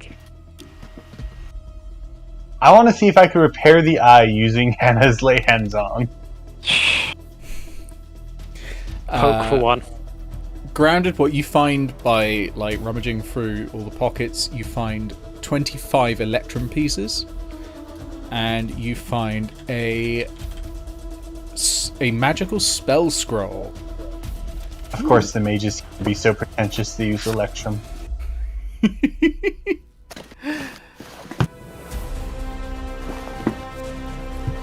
I booped the eye for 1 point of lay on hand healing. That doesn't work. Damn. I mean, if the student found themselves here, maybe they got shortchanged. Let me just get the spell that's on there. I'm going to just roll on a random table of spells. Oh well, in the hat it goes. Do you not need to like wrap it up in a bag before you put in those things? Does it just slosh around inside? It's a magic hat with a magic interdimensional space in it. Magic. But is it properly sanitized? Prestidigitated. I don't have Reminder magic. granted is trained in medicine.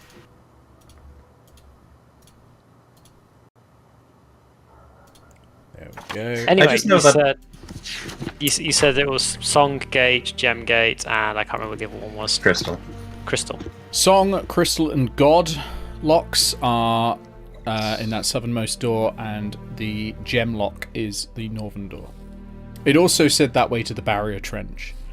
So, Cantlore, Magical University for all schools disciplines. These are the different disciplines themselves. Yes. So the God one's going to be the cleric one. The etc. going up. That sounds reasonable. I assume. My assumption as someone with 0 in Arcana. It sounds reasonable. Yeah. Yeah. At the very least, we know for a fact. Well, I know for a fact. I haven't actually shared it. How to open one of them. Ooh, cool. So we should be making our way to the Crystal Gate. Your spell scroll is for grease. Grounded. Yes. Who Right. preps a scroll of grease? As a reminder, spell scrolls can only be cast by people for whom that spell is on their list. Someone who was reading a different scroll and then they were eating a pizza. It was look. What These were an supposed to instant be lubrication. these were supposed to be fireball scrolls, but they ordered KFC. Things got out of hand. So I will say the only person who will be able to cast this at the moment is Gargoyle, as no one else has it on their spell list. Gargoyle got grease! I basically selected spells for every one of the every one of the casters in the party, and then hit random to work out whose it was, and it came up with Artificer, Grease. And that's just funny because Bree was talking about Gargoyle using grease, like right before the session, kind of. Yeah. Does can Granted tell it's sort of like an artificer thing just by looking at it? No, not at all. You don't have the training for it. You can't tell it begins with programming logic. At the very least, Yeah, like it's like a regardless, complicated these things are blueprint. like spell scrolls are does- valuable regardless. They are. Does anyone know what this is? Is it just like a scrap of paper? Should I burn it? It's a spell scroll. Even you should know what a spell scroll is. Oh, you would know it's a spell scroll, but you just don't know what spell is on it. But for your note keeping, you can write down grease, because otherwise I'll forget. Yeah. And just so you know, Gargoyle, you'll be able to cast it without a spell slot using it. That will destroy the scroll. You cannot learn spells from spell scrolls. Only wizards can. Or warlocks that get a special book. So I'm assuming I'm able to read it when Grounded holds it up. Yeah, you recognize it immediately. It's full of like blueprints and PCB diagrams and stuff like that. And you're like, oh yeah, I know how that'll work. I can use that once.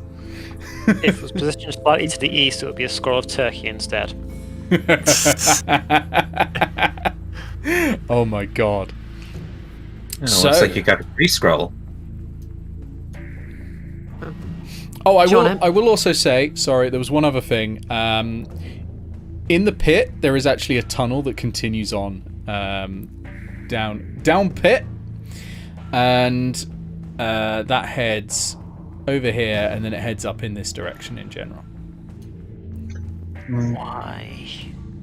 That seems like it might stretch to the quarry, which we don't want to go to. Which of the... I can't do the laser point, can I? I can. Which of the doors is this one? This door That's the is one. Barrier Trench and Gemlock.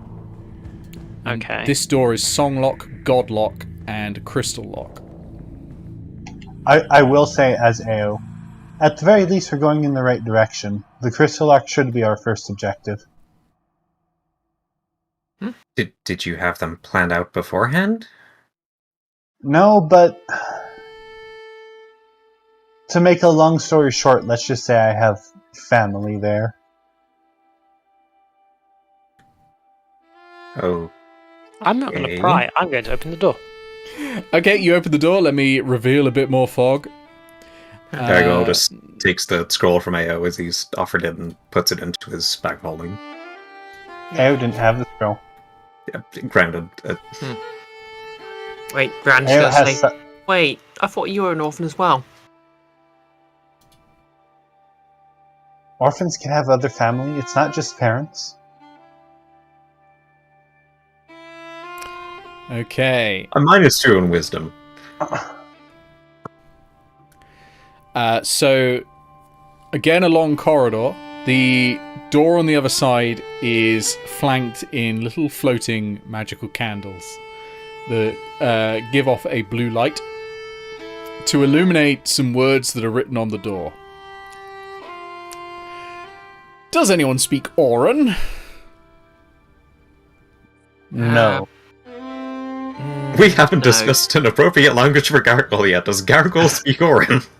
Ironically, Aarakocra can, but I think Grounded only knows Aarakocra. It's Found a out the script 'cause it's in Elvish, but that's about it.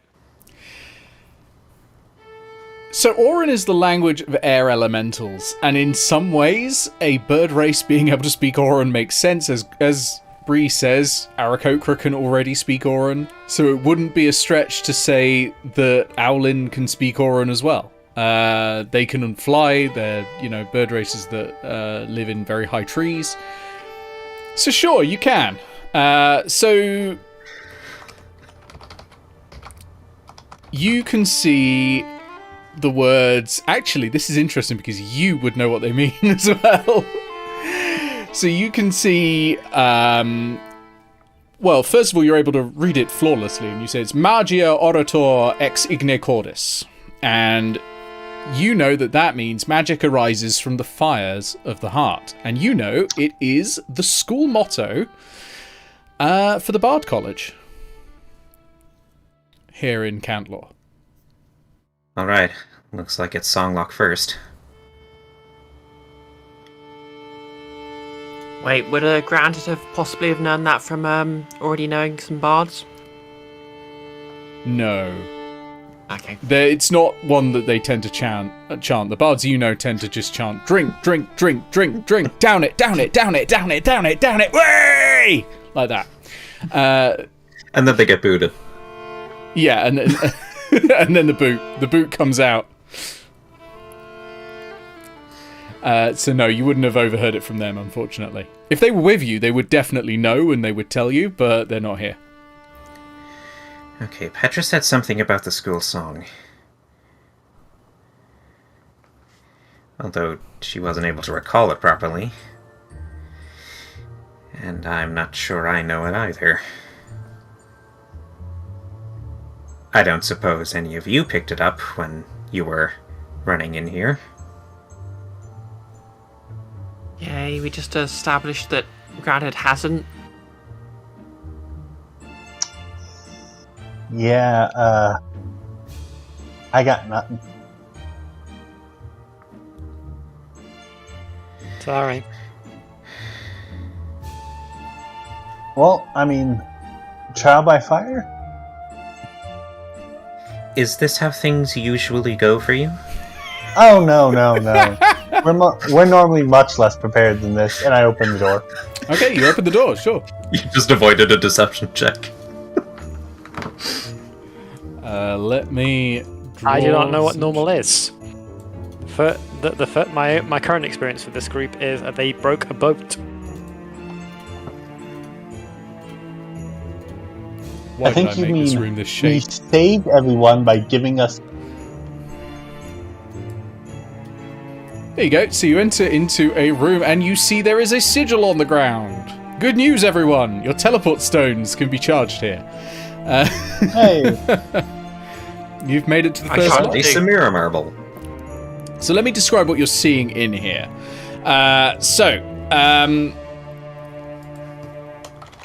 To the north of this room, and I will just signify where it is. To the north of this room, around about here, there's a little box on the ground. It's made of mirror metal. It has a handle as if it might be opened. There's no visible lock on it, but you can certainly try that. The walls are covered in brass pipes that frong like a tight thicket of brass. It's almost like a knotted sort of series of brambles, but they're made of brass instead. And it's really difficult to see which pipes are going where. And they sort of hit to the air. They come out into 7 horns that start making a musical trill.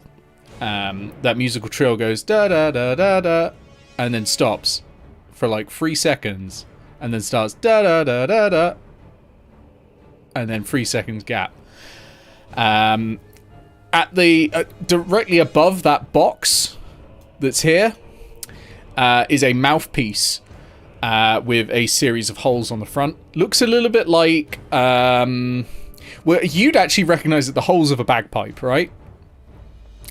So the tube at the top of the bagpipe, the bit you play. You've seen Ruzzad play a bagpipe, the bagpipes before. You know that bit. It's probably a different instrument, but it looks a bit like that. So you get the feeling it's a musical instrument involved there. There's 2 statues in the corners of the rooms. They are wizards in cloaks with their wands held high. And above the 7 horns, at the top of the wall, again, is that motto, Magia Orator ex Igne Cordis. Magic arises from the fire of the heart. Okay. Just, I don't know if it makes any difference, but Grounded is proficient with the piccolo preludes. That works? I have something even better. Something I'm not sure the DM ever thought would ever be useful when he gave it to me in session 0. Go on. I have a flute. Go on. It is a magical flute, Oh, fuck. and its magical effect is this. When I play a magical can't tune, believe it. when I play a magical tune that is incomplete, it will play the final note of what I was attempting to It play. will. I gave that to you in session 0. Easily 2 years ago. I can't believe you remembered. I have that written down in my notes.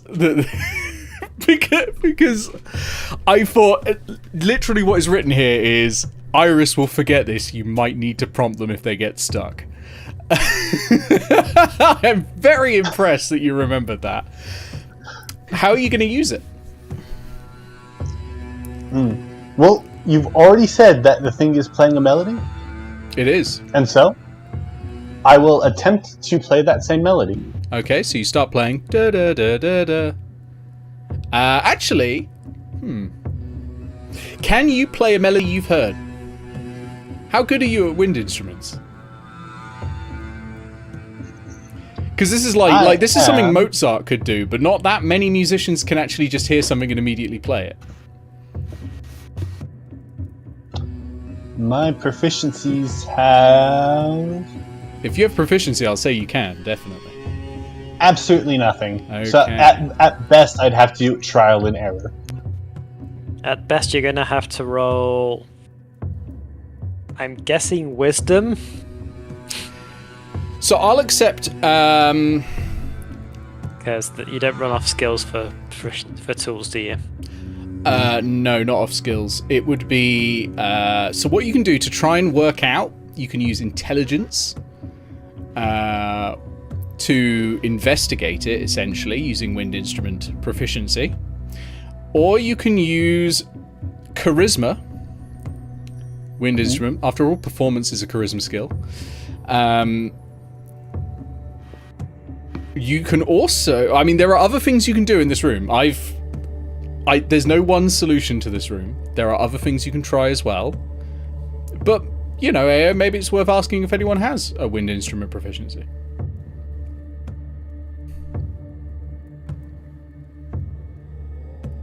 I mean, I suppose I could. But Eao is immediate. But, like, at the very least, Eao is going to try it at least once. Okay, go for it, sure. So, roll me, then, intelligence... roll me a charisma check. And this would Performance? ordinarily be wind instrument proficiency, but I'll allow performance. Have you got performance as a proficiency? I have a feeling you do. I do have performance. Roll it. That is, like, one of the cruxes of my entire character. Yeah, no, go for it. That is an 8 plus 6. 14. 14. I'm afraid that's not going to make it. So you start going da da da da da, and the horns turn and point at all of you. Can I have a Constitution saving throw from each of you as a burst of cold energy emanates out of each of the horns and wafts over you? Everyone get +3. Everyone get +3 to your saves. Awesome.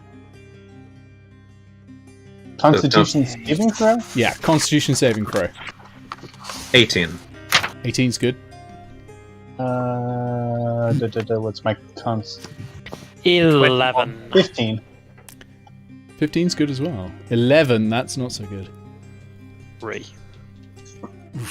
21. 21's good as well, so it's just Hannah. Okay, so Eao, you play music so badly that Hannah is partially encased in ice.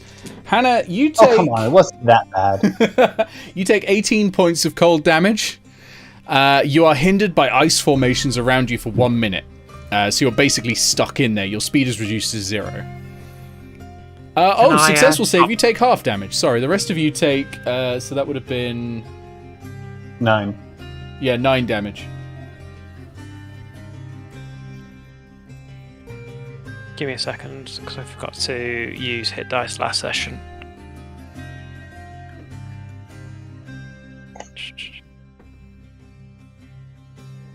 So counting down.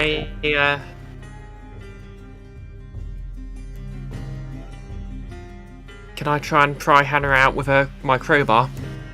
Yeah, go for it. Okay. What do you want me to roll for that? Nothing, you just have to use an action. Okay. Yeah, you pull Hannah out of the ice. She's Yeah, I'll help it with the Thunder Gauntlet. Just And pass breathing concentration at around. least. just breaking it out, just like you're like a jackhammer with it, like Yeah. yeah, that works. I guess you could say I grounded it. Hey, so that didn't work. Anyone else want to give this music thing a try? Preferably someone who, no offense, can't play music. Grounded pulls out her own flute. Use this one. It's magic. Hey, well, this is a sort of magic in my heart. Oh. Like, I just play this tune and my siblings would just sort of pull me out if someone else guarding was getting weird. Anyway, so she takes the flute from Eao and tries sort of trying to match the tunes. And you have proficiency in a wind instrument, right? Yeah, piccolo flute. So you don't have to roll. Having proficiency means that you've got enough practice that you can start to... You get what the notes are and you just start playing them. So you go da da da da. And the next note is da. But then there is a pause. Because it only does the next note. And I'm afraid Rhymes Binding Ice is going to kick off again because you've not played the whole thing. So, Constitution saving throws, please. 18. 18's Remember good. to add your plus threes. And don't forget your plus threes, yeah. 25. 25? I mean, I'll roll damage anyway because you'll still take half. That's a nat 20, but yeah. 21 again. 21 That's again. 18. Okay, you all pass, so you're all going to take 5 points of cold damage, and none of you are stuck to the ground. Can we stop doing this, please? You are a lot closer. You feel like you're 3 notes away. I pass concentration as well. Okay. Okay, can I try and get the tune without having to play the song? Sure. I'm going to step out of the room. Yep, you absolutely can step out of the room. That's perfectly fine. So you can try to use... So give me an intelligence, wind instrument, proficiency, or investigation, whichever you prefer. Gargoyle also is going to step out of the room. While everyone's shuffling around, stepping out of the room, I'm downing one of my healing potions in secret. Yep, that's fine. I just wish I had any magical items were at all as his character. Okay, intelligence, wind instrument. Well, I'm proficient with investigation, so it doesn't make much difference anyway.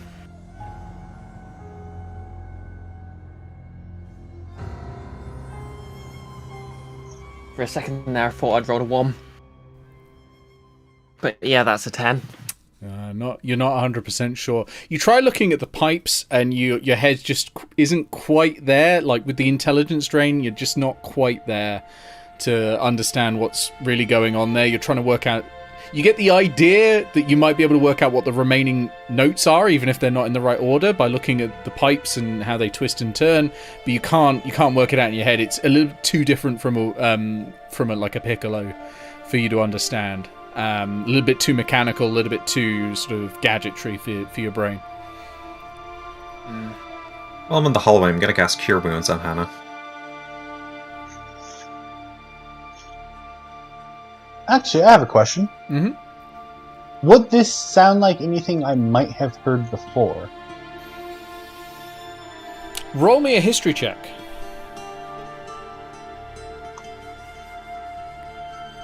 That is a... Wait, let me get the modifier for it. Where is it? That is a 2 plus 2, so 4.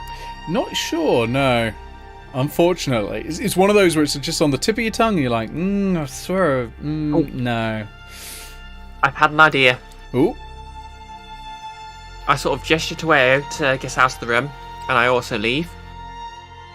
And then I use Minor Illusion to try and cast the sound inside the room.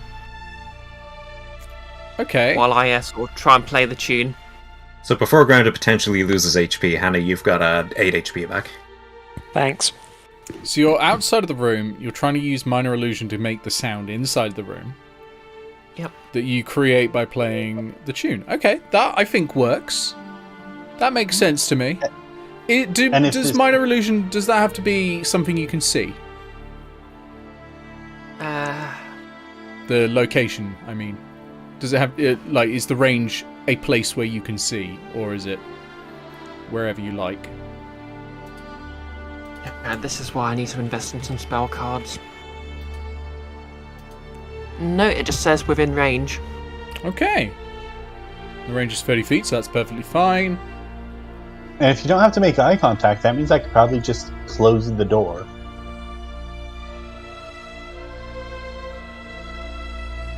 I'm just double checking all the rules, but I think this should be fine. Yeah. I think this should be absolutely fine. Yeah. Okay. And then we can literally just trial and error this with the flute's magic effect. Yep, you can. That's perfectly good. So you all step outside, and grounded, you start to play, and it again gives you another note. And then you start to play again, and it gives you another note, and then eventually you've got the whole thing. And you use minor illusion to make it play inside, and you hear a click. Okay, I peek through the door. There's a lot of ice on the ground, but otherwise, not much seems to have changed in here. Can I chisel off a bit of ice and just start licking it? Absolutely, yeah. I'm going to try the mirror metal box. Roll me a Constitution saving throw, grounded. Ayo, you're fine, don't worry. You can try the mirror metal box. Grounded, you might have gotten your tongue stuck to the ice. Are you going to try eating the mirror metal box? Yeah. Ah, yep. Just like Grant's favourite play, a Babuma story. Okay, Ayo, you get to the I'm more of a fan of tobacco on a hot tin roof. And you pull up the handle and it opens. It opens. And inside, on a purple velvet cushion, is a magnificent set of bagpipes. Is that a one? You have got your tongue stuck to the ice, I'm afraid. Is a magnificent set of bagpipes. This thing is beautiful. It is purple and gold with an ivory mouthpiece with gold trim on it. The moment you touch it, you can sense a very powerful magical force. And it's a damn shame Ruzzad isn't here. It's almost like this was placed here for him. It's almost like the Bard lock was for the Bard, yeah. But there we go. At the very least, scoop into the hat. Okay, you have the Makylan bagpipes, an instrument of the Bards. I feel like you'd probably have heard of instruments of the Bards. They're pretty legendary items in the kind that they're often they're spoken about a lot because Bards like talking, you know? Like the legendary items wizards have, they don't talk about them. Bards, if there's one thing Bards love, it's making a lot of noise about things. So you'll probably have heard of them. And it is exquisite. It's fantastic. Bards can use it to create magic without using spell energy inside of their bodies. And this one is particularly unique in that it is focused on heroism. It's on the stories of heroism come from this one. So when Ruzzad eventually attunes to it, they will be able to cast Compelled Duel Heroism and Thunderwall, which is a brand new spell I created specifically for these bagpipes. Anyway, here's Thunderwall for Ruzzad. It's basically a wall of fire, but rippling sound energy coming out of it. When Ruzzad attunes to it. Yes, because no one else can. That's another thing you know about instruments of the Bards. They specifically have to be attuned to by Bards.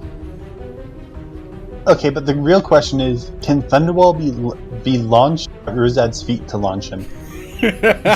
We'll have to see. We'll have to see what they try. But yes, I will pop that into the Discord.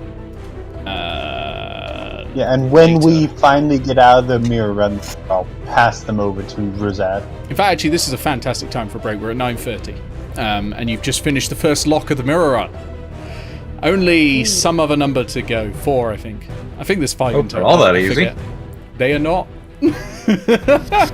First one you hit has to be the easiest one.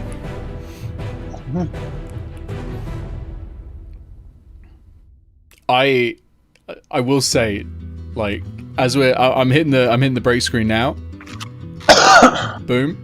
But while we're on here, there were 20 different checks I've written down for how you could have solved this one. There will not be 20 different checks for the later ones. This one is this is meant to be the first one. The later ones get a lot harder. But I also wanted to put something really cool in here. Right, let me... so, should we come back Yep. in 10 minutes at about 1:45?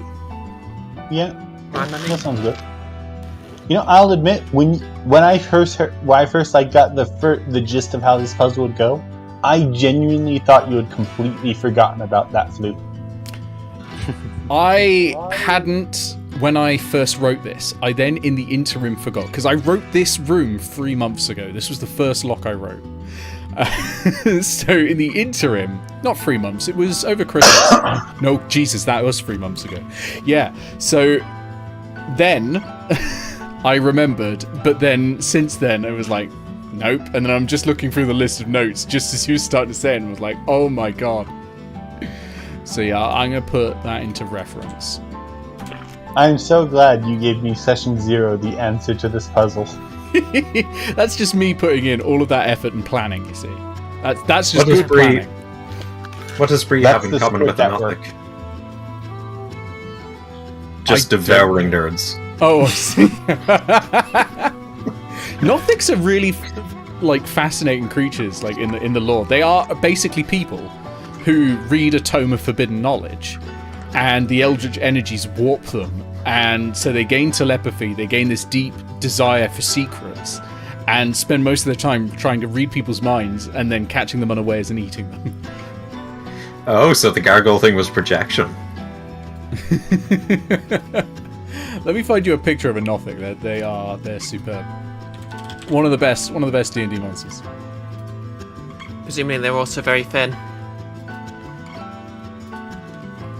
Because they're not thick. Oh, Exactly. Let me pop that into the old reference channel.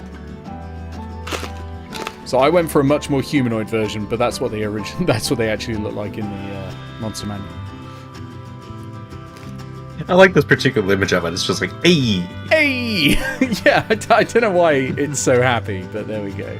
So what does it actually do? Because we didn't get to see it do very much of anything. It eats secrets. It primarily learns things about you, but its attacks, it's got that withering gaze, it's got a pretty bad set of claws that it'll hit you with, but it is not a very high CR creature. This is a CR2 creature. I didn't want to put every room being a deadly encounter, basically.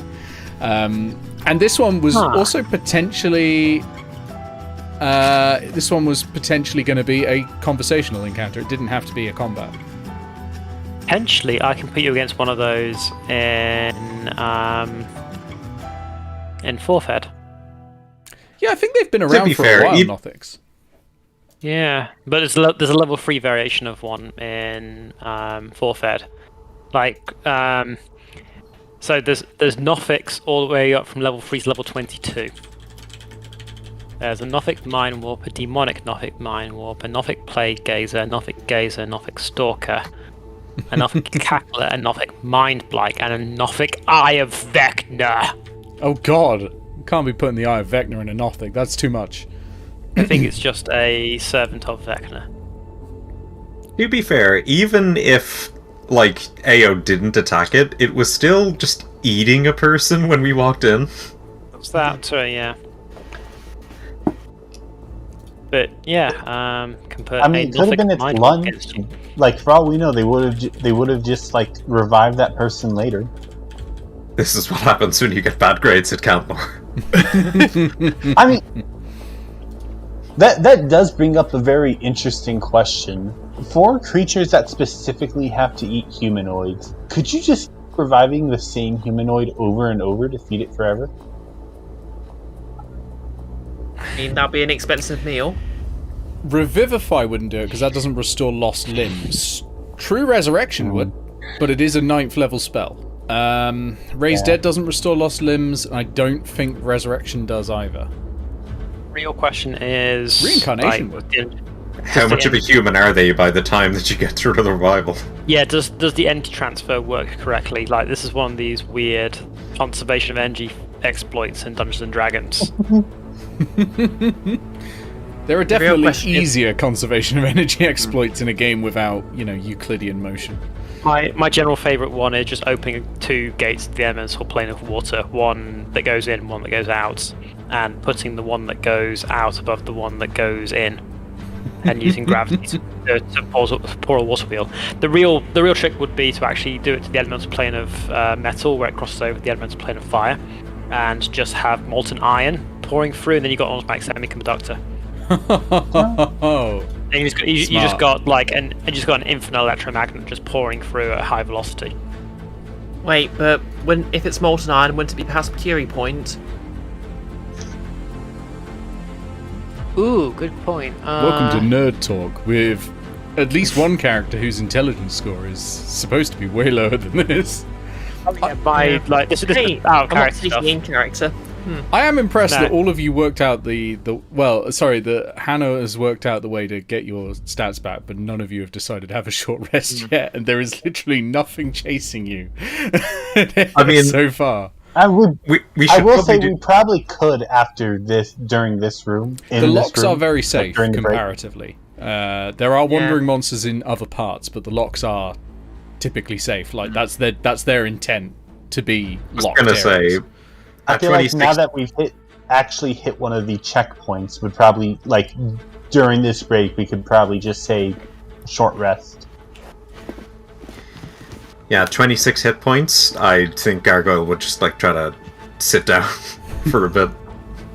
26 is fine. You just got to worry when you're at 5. All right, I'm going to open up the That's calendar. almost as much as I took. I'm going to open up the calendar. I'm going to push you all 1 hour along on the time so that I can keep track.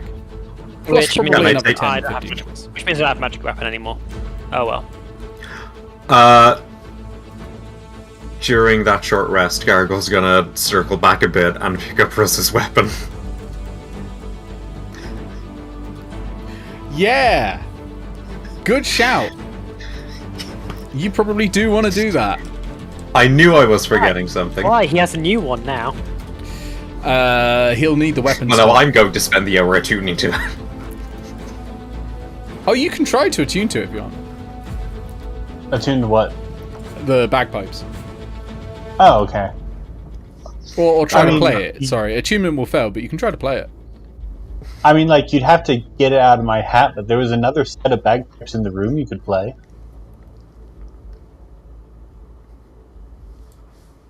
That was the first thing mentioned, that there were bagpipes. Oh, that was sort of like a console to play the rest of the song. That was if no one had brought an instrument, you could use that, and it would use these massive horns, and it would just play the rest of it. Mm.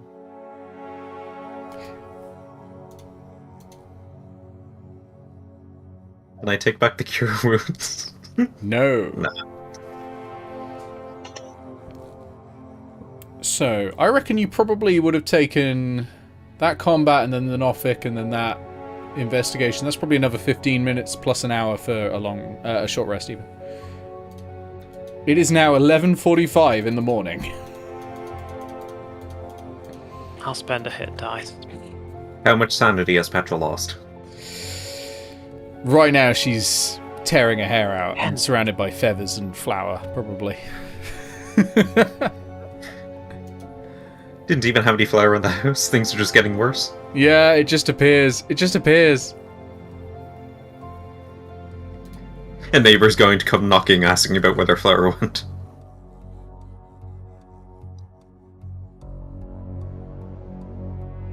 Did you note, by the way, that I put as a specific verbal component for Thunderwall, anyway, his Thunderwall?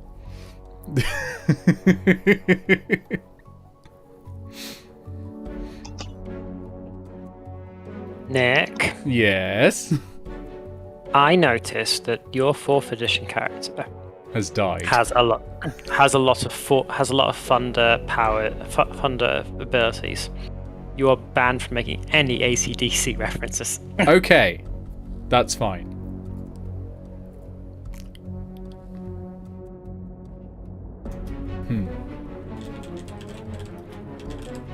How about Led Zeppelin?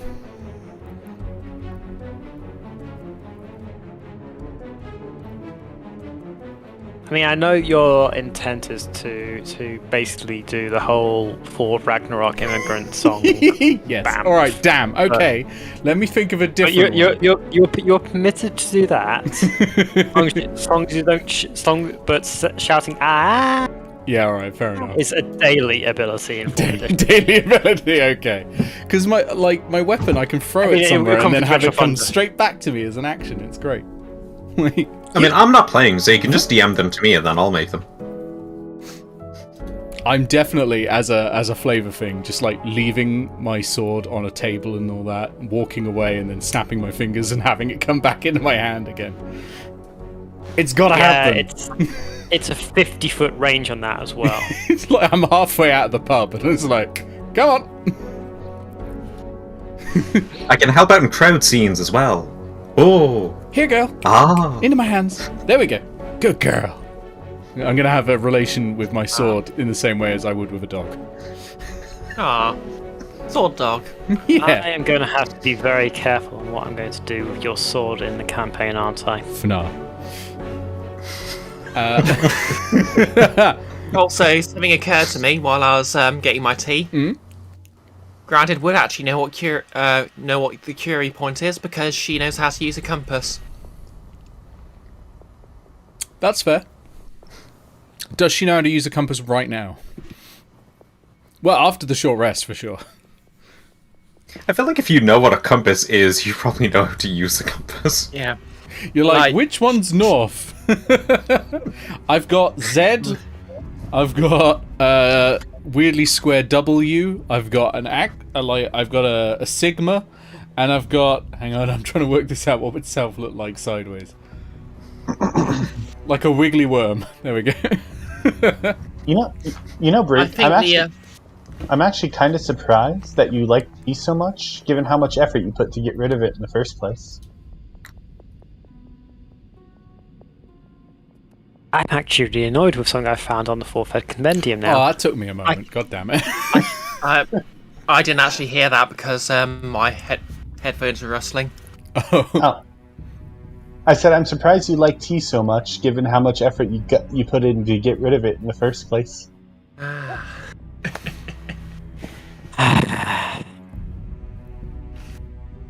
I'll let you on a secret. This is actually spicy tea. Ooh. Let's just assume that was a reference. Okay. Oh, it's 9:45. Let's jump back. Is everyone okay with jumping back? Yeah. Sweet. I don't have a main button, so we'll just do it manually again. No, not sweet. Bree just said spicy. I've got to activate all the source mirrors again. I don't know why they don't work unless I double click on them. There we go. All How right. does healing work in the short rest? So you can roll any number of your hit dice, and you add that to your hit points. So you have a certain number of hit dice. It's going to be 1 per level. The size of it for you, I think, is a D8, but you might want to double check. It'll be on your sheet. Yeah, 60 D8s. So you can roll any number of those. Every time you do a long rest, you'll get half of those back. So half your total back, not half the amount you've spent. So for you, you'll get 3 back every long rest. Right, so probably spend 3. And... Yep.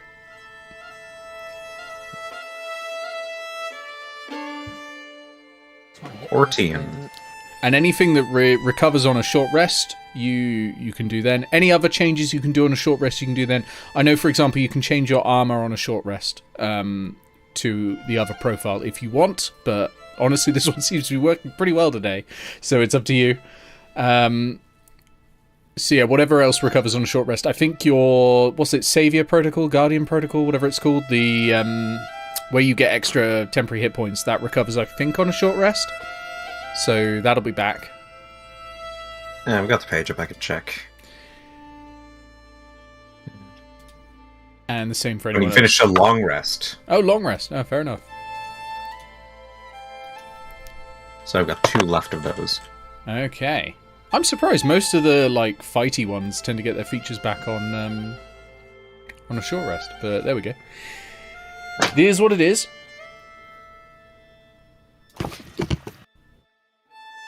Okay, what would everyone like to do? I assume you've all charged up one of your marbles on the floor. This one, by the way, glows purple.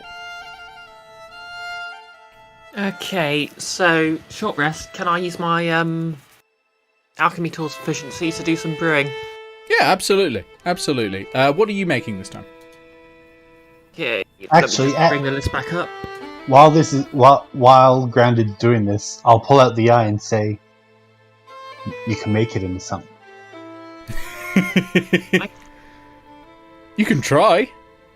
Okay. It's not a material you've ever worked with, so it will be difficult. You'd certainly have a better luck with it if you researched it first, but you can definitely try to use it right now. But you do risk wasting it if you get a low roll. As an artificer, the only thing I could imagine would be because of my my expertise in Arcana, can I at least help with this in some way? You can help. You can grant advantage on the roll. Yeah. Hey. You're offering your insight into it. Yeah. I've also got some proficiency in Arcana, so I'll hover over to. Wait, I forget. Too many cooks are going to spoil this broth. I can change my. I'll literally hover over. Do I want to change my floating proficiency to anything? You can do. Which lock are we going to next? I believe he wants to go to the crystal. Yeah, Okay. I still want to move in the direction of the crystal lock. It's just an episode of the Crystal Maze. Oh no. I can tell you, you probably won't need any special proficiency for this. Okay. I'll leave it at Arcana then.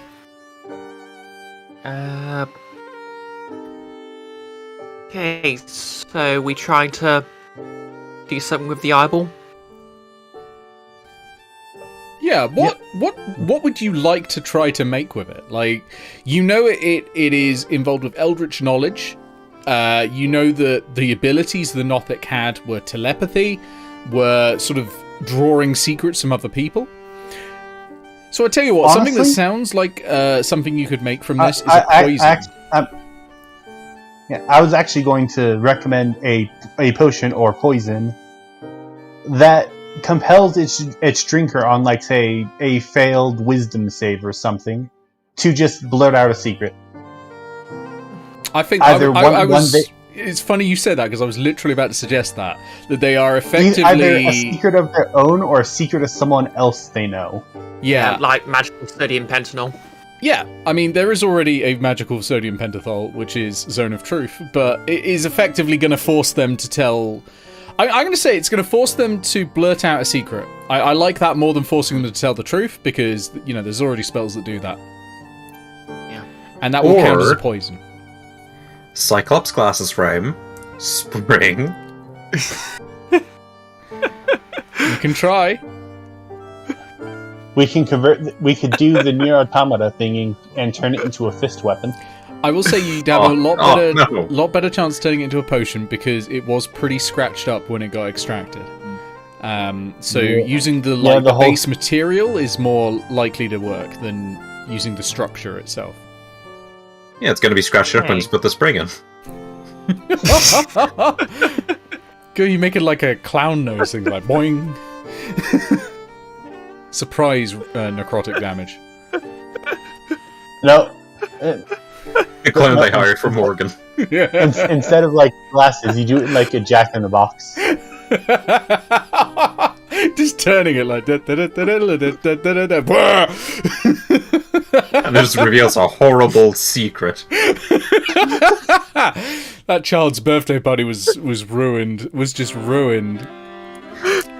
Okay, so let's go with the poison, shall we? The poison that forces you to blurt out a secret that you know, whether it's yours or someone else's. For that, I'm going to need... so it's going to be... intelligence alchemy tools. Your intelligence is restored back to normal now, because you've had a short rest. And anyone else who had stats reduced, your stats are back.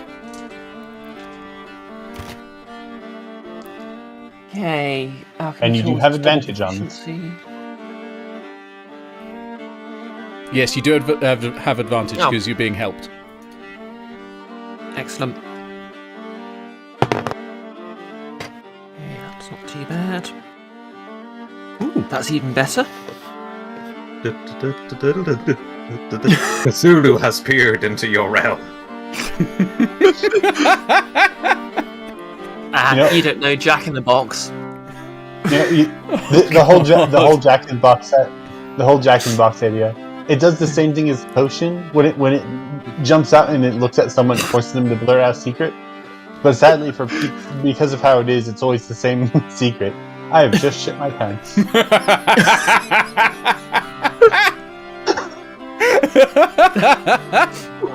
Alright, I'll end this Madison to say I rolled a 24. You rolled a 24. You have that potion. You've got poison.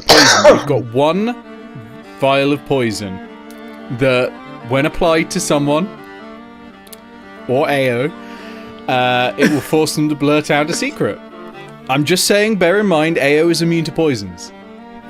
It does not have to be alcoholic poisons. It can be any poisons, and can then spit it like a frilled lizard from Jurassic Park. Honestly, just because I thought the spitting thing was just kind of gross. Every time I've used it so far, I've flavored it like she takes off the brooch and she uses it like a sling. That works. Yeah. Like she spins in her hands and yeah, and that the works. poison goes out. I mean, I wasn't thinking it was actually spitting it, because it does the brooch is essentially drawing it from your body. Kind of like what's that alternate medicine where you put a gem on something that's meant to draw out toxins? It's literally doing that. Leeches. So yeah, it's like a leech. Wait. So it's like a little clown squirty flower. Yeah, and then like a clown squirty flower, you then just press it and it goes. Yeah. So yeah, you're not flower. You've got the nose. You're canonically not spitting it at all, but you are squirting it from like a gem, and it's just going like a splash of it. So let me describe the doors coming out of this room, for there are 4 of them. The first one is to the east, and that says on it Songlock. No, it doesn't. You're in the Songlock. That one says Barrier Trench and Entrance. The one to the south, that one says Warden. The one to the west, that one says Crystal Lock. The one to the northeast, that one says Firewall and Godlock. Wait, which one? Where's the west door? Oh, it's... hang on. Let me just reveal a little bit more fog. It's not actually a door so much as a tunnel, but it does have it on it, and it just continues in that direction. Yeah, it's just... If there's options again, there's one here, one there, and one there, yeah? That's right, yeah. Which is this one to the south, you say? To the south, that says Warden. Warden? Okay. And that was Crystal Lock, and this is Godlock. Yeah. And Firewall. And what was that one? Firewall. Firewall. Yeah. Would it say anything else? Hang on a second, let me just double check. Oh yeah, Vault as well. The important one. We should be fine with if we go that direction, we should be fine as long as none of us are Trojans, right?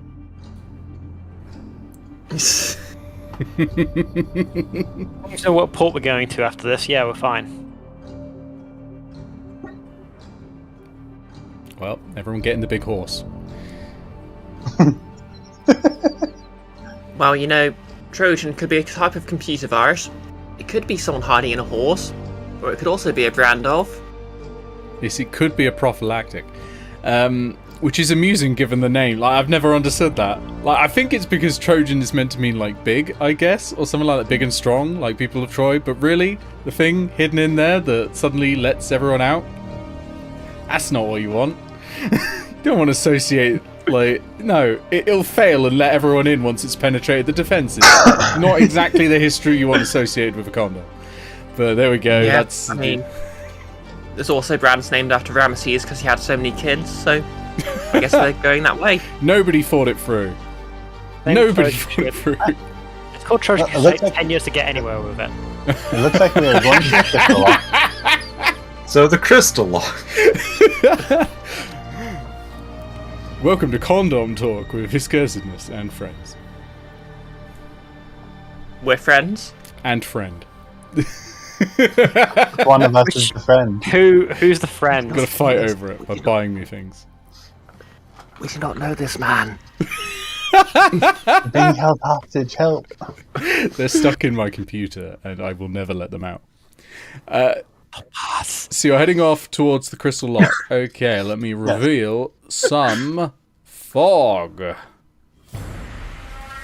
Alright, music, calm down. It just suddenly went, wah! Strictly speaking, you're doing the opposite of revealing fog. Shut.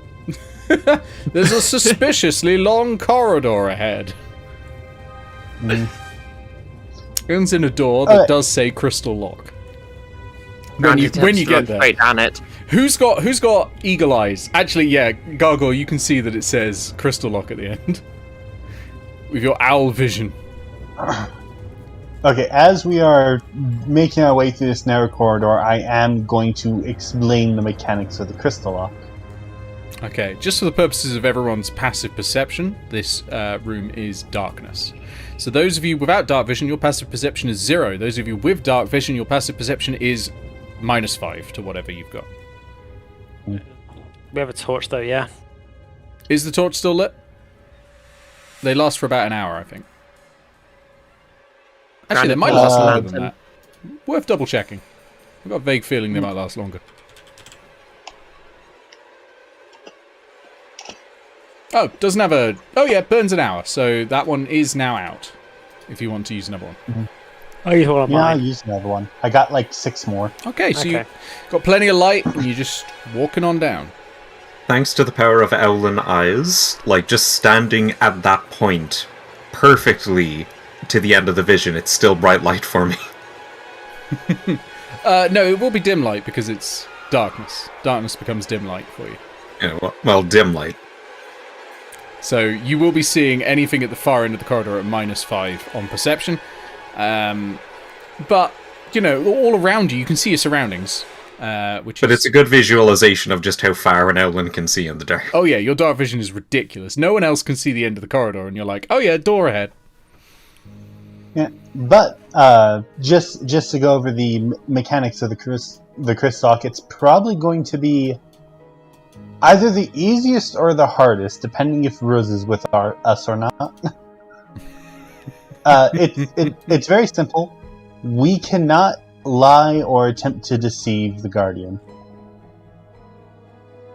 Guardian? Yes, the lock has a Guardian. Eao, Yes. are you capable of not lying or deceiving people? Oh! Valid question, but oh!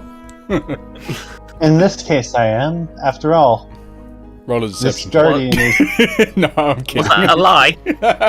this Guardian is family. Do you mind defining how lie and deceive works here? Me or Well, Eao? tell the Gargoyle. truth, and But- don't attempt to hide things.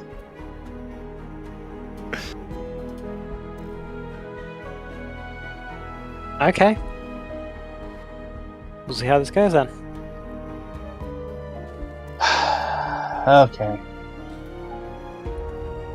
Go on to the end. Honestly, this is a situation where I am kind of happy Rose is not here. Okay, I'm going to reveal a large amount of space because revealing a smaller shape that's more accurate to what you'd actually be able to see is a bit of a fucking nightmare given the shape I've drawn. So, 5, 3. welcome to the Crystal Lock. And Dun, dun. I'm going to move the camera so everyone else can see it. So you enter into an outer ring, and on the wall are... Oh, you should I'll probably wait for... Bree. Yeah, I'll wait for Bree to get back.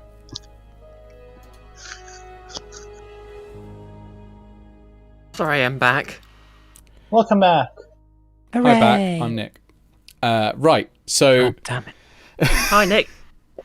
Yeah, so you enter the crystal lock, and there's this ring corridor on the outside, and the walls are engraved with dragon heads. And each dragon head has a mouth in a different position, and their eyes look like they're following you as you walk around. And on the floor are all sorts of symbols that are all different letters. In various, like, scripts as well. Like, some of them are, in common, some are in Elvish script, some are in Abyssal, some of them... None of you would recognize some of them. There's even a... Yeah, I think... Of the ones you'd recognize Abyssal script grounded, you'd recognize from speaking Null.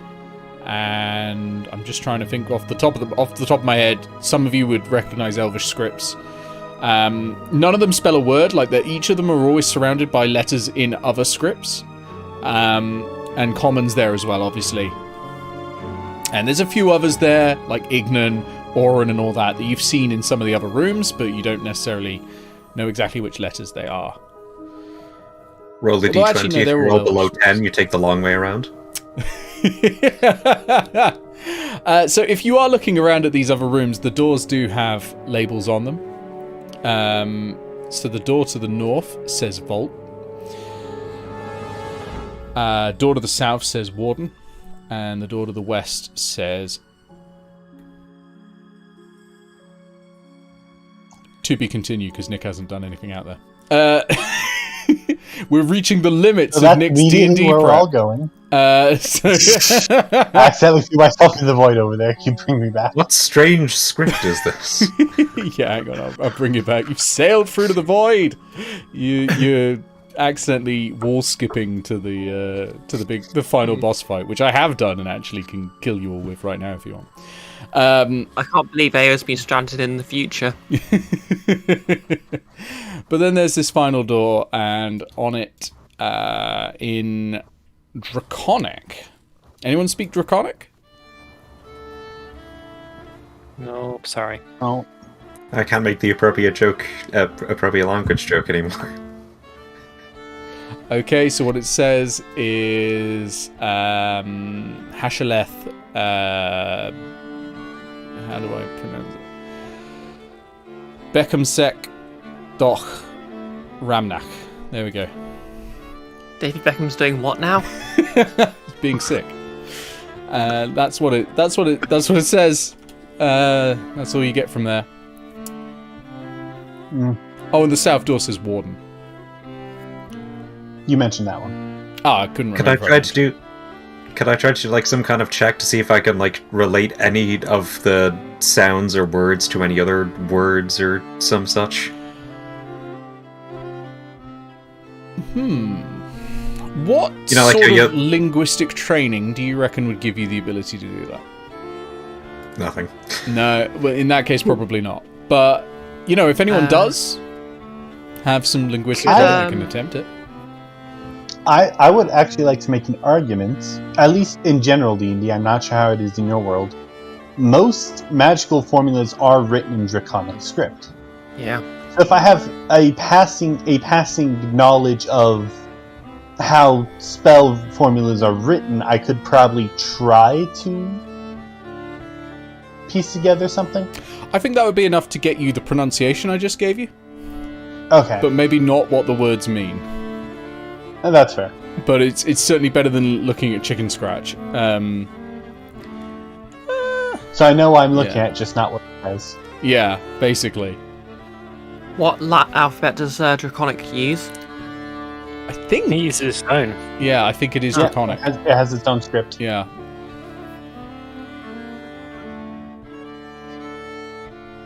It's alright, you don't need to translate everything written on here. Otherwise, I wouldn't be running this unless Ruzzad was here with Comprehend Languages. You'd have to give Ruzzad a hat of Comprehend Language. Yeah. It's a shame we left that by the door and no one ever noticed it.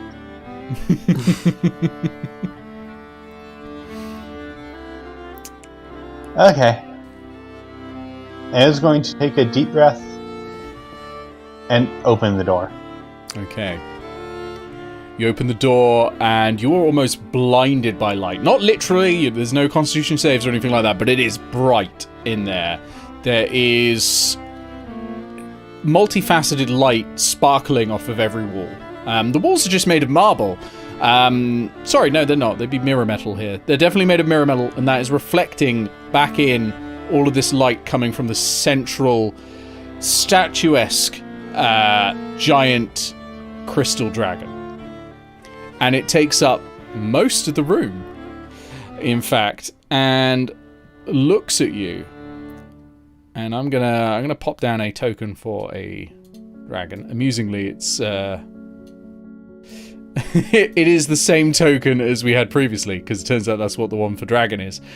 Yeah, it looks directly at you, Eao, and it looks at you, Gargoyle. Gargoyle is squinting with all the light. His irises are just like... Yeah, and it looks straight at you and it says, "A visitor. Visitors. Unusual. And more behind us. Is it time then for everything to come to an end? Or are you interlopers?" I am personally not sure what you mean by that first one. This is kind of hard to explain. Allow me to introduce yourself. Or let me introduce myself. My name is Salius Monvale, and I'm your god sister.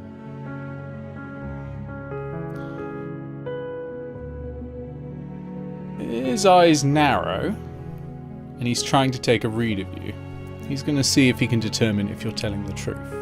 Now, you are telling the truth, but he's going to see if he decides whether you're telling the truth. With an insight of 31 on that roll, he gets a feeling that you're telling the truth.